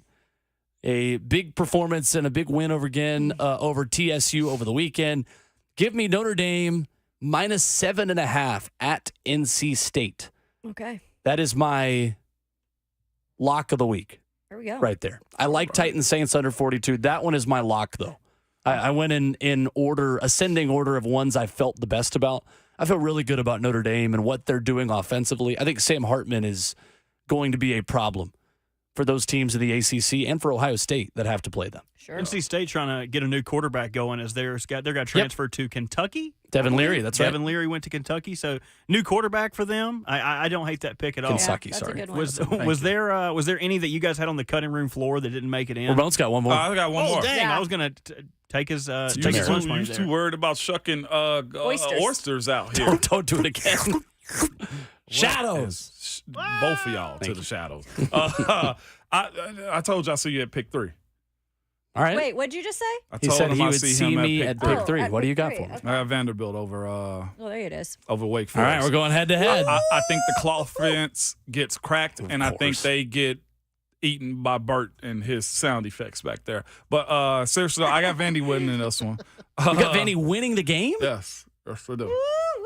Yeah, all right. Vandy's averaging right now 41 points a game.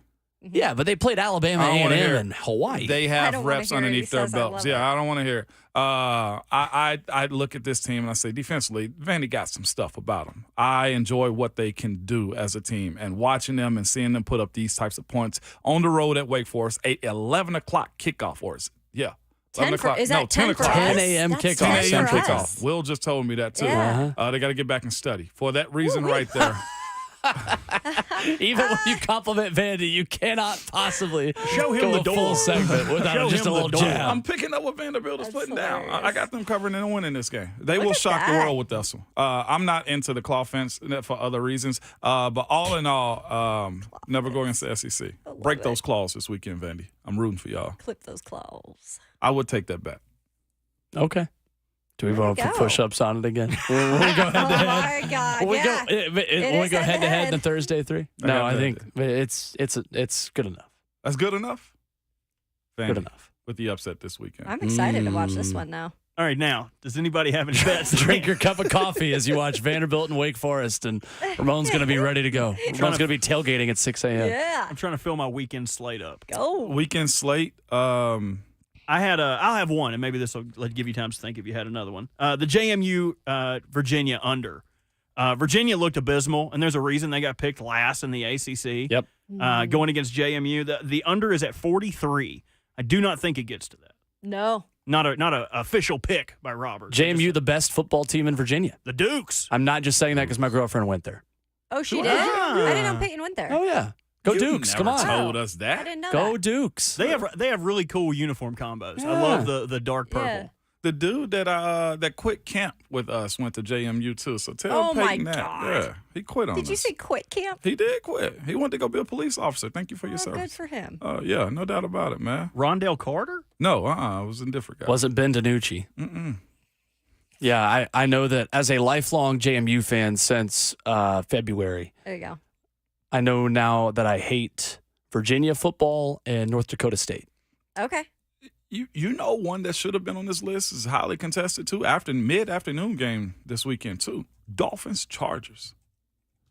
That's kind of a sneaky. I don't know if I'd touch that. that is a sneaky game. Chargers right now 3 points favored. Ooh, I don't know. That should have made the list. And then of course, wow, NFL is not playing around. Cowboys Giants opening week 2.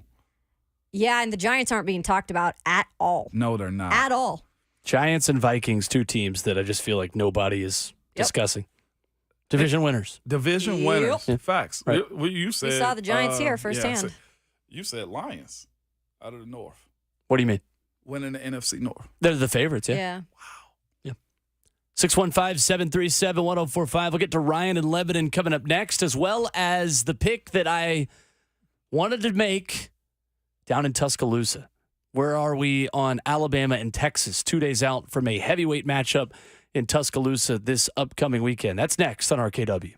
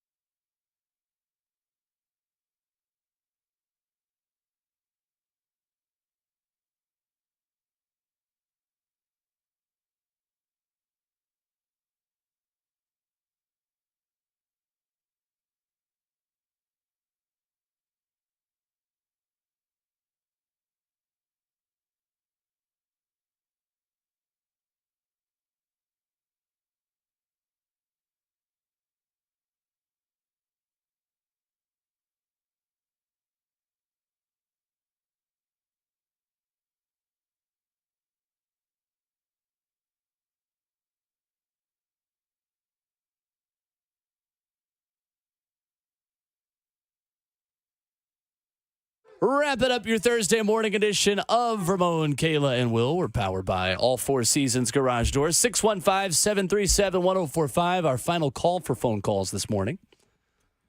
Coming up tomorrow, another day, another injury report and practice report for the Titans. We will talk with Brent Hubbs of VolQuest as Tennessee takes on Austin Peay. And as the Titans get ready to head to New Orleans, Mike Keith will join us for his weekly visit on the show as well. Going to be good. Nice. It will be Friday during the season, and we shall act like it. That's right. Yes. Yes, we will. Let's go. Let's go to Ryan in Lebanon as we start to wrap up the show. Hey, Ryan. Hey, guys. Love y'all's show. Thank you. Thanks. This question's basically for Ramon. Ramon, does the Titans have different defensive packages versus, like, the Saints? When Tyson Hill's lined up in the fullback position, does Monty Rice go in and help with that? Just want to get your take on that. Guys, tighten up, man. It's game week. Let's go. It is game week. Thank you, Ryan. The answer would be yes, all the way around. Even if it's not specifically for Taysom, you have certain guys that will be in the game who can cover the things that he's capable of doing. That matchup, when you see guys, offensive players running on and off the field, there is somebody on the defensive side of the ball watching and checking. That's where in college you see those signs go up because of personnel. And truthfully, I don't think it'll be because of Taysom. I just think it'll be because of the athletes that they have out there is usually how it goes. They'll go nickel, dime, or dollar, depending on what he's capable of doing. And what may happen in those situations, you may end up having to play some type of zone coverage just simply because he is the type of player that you have to, gang tackle, but he's also capable of throwing the ball. That's what I'm most interested in seeing if he does, or do they actually have him just simply play tight end? There's not that many players that can make a career out of what he's made his career out of. I don't know. I'll tell you that much. Stayed in the same place. And pictures that he has, but I never thought Taysom Hill would be a guy that crafts a career like this. Yep. It's not going to be a part of the Thursday 3, but I think we should all put on the record what we think is going to happen in Alabama, Texas tomorrow. This is a big enough game that I think will require more of our attention tomorrow. For an Alabama team with Jalen Milroe making his third career start against Quinn Ewers in Texas that has a 5-game losing streak in road non-conference games. Not counting, by the way, a neutral site loss to Maryland in 2017 at FedEx Field. 3 of those losses are 3-score losses for Texas, including Arkansas in 2021, Notre Dame in 2015, BYU in 2013. It has truly been a decade since Texas won a true non-conference road game, not at a neutral site. Wow. Yep. That's a fascinating game. You guys know the spread in this one? No. What is it? It can't be much. I'm going to go 7 towards Bama. That's right, actually. Is it really? Is it? Oh, yeah. That's what I was thinking. Okay. That's about fair. Texas. Hey, thank you, Bert. It was a good ding right there. R.I.P. Bob Barker. Man. Oh, man. Right? Didn't bid over, though. Gosh. That's a blessing. You need a mini mic right now, that skinny mic right now. Yeah, I can. Yeah. That bet right there is going to be very interesting. I don't want to go against the SEC, but I am anti-Bama. I want to see Milroe do this. What? My hate. Just the way you said that. Well, but you also have Texas in your Final Four. I do. I do. I've got Bama in mine. Got them both in there. I want to see this game, in which we all will. A lot is on the shoulders of Saban in this win, if he can pull it off. That's why it doesn't worry me, because Sarkisian still hasn't proven it. But that's why it does worry me. Pressure of him having these new coordinators, specifically offensively. Milroe is one thing, but one thing I do know is this: Texas has the athletes to stop him. This isn't MTSU this week, respectfully. No, it's not. Stock, but that this line isn't didn't MTSU. look. That line didn't look great, though. That offensive line didn't look For great. Bama? No, for Texas. For Texas, And D-line. I like O-line? Alabama's. Their O-line did not look great. Yeah, against Rice. They better fix that fast if they're ready to play with the big boys. Yeah. At Alabama. I think Texas was on its way to proving it was legit before Quinn Ewers got hurt last season against Alabama. And you're right that they have not, on a big stage away from home especially, done it. Literally in the last decade. But, I've got Alabama winning this and Texas running the table after that to make the playoff. So I got Texas It'll be fun. winning this one. It'll be fun to you watch. got Texas winning the game.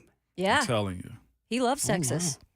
He's a Texas boy. All right, well, He was born in tomorrow Texas. the rest of us will make our picks and join Ramon on the either side of the line. I got Tex-Mex. That's what I got. If they win and you don't come in Monday with a big-ass 10-gallon hat, then you're doing it wrong. I'm doing it wrong. Can I bring some Tito's in? Because it's out of Austin. Do it. Yeah, I love Tito's. It is. Bring Tito's in. You can also bring some Gator boots with a Gucci suit for Florida Week starting Monday. That's what Ron Slagle wore in the UT fashion show. Did he really? Yeah, he did. Robert Ates. Dang. Yeah.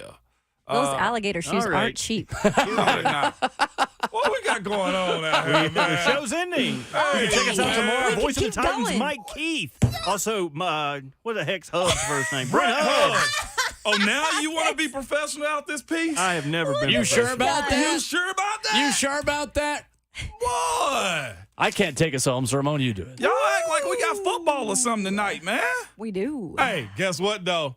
Do not tweet out your frustration, okay? Because at all times, your Twitter fingers and your mic is always hot.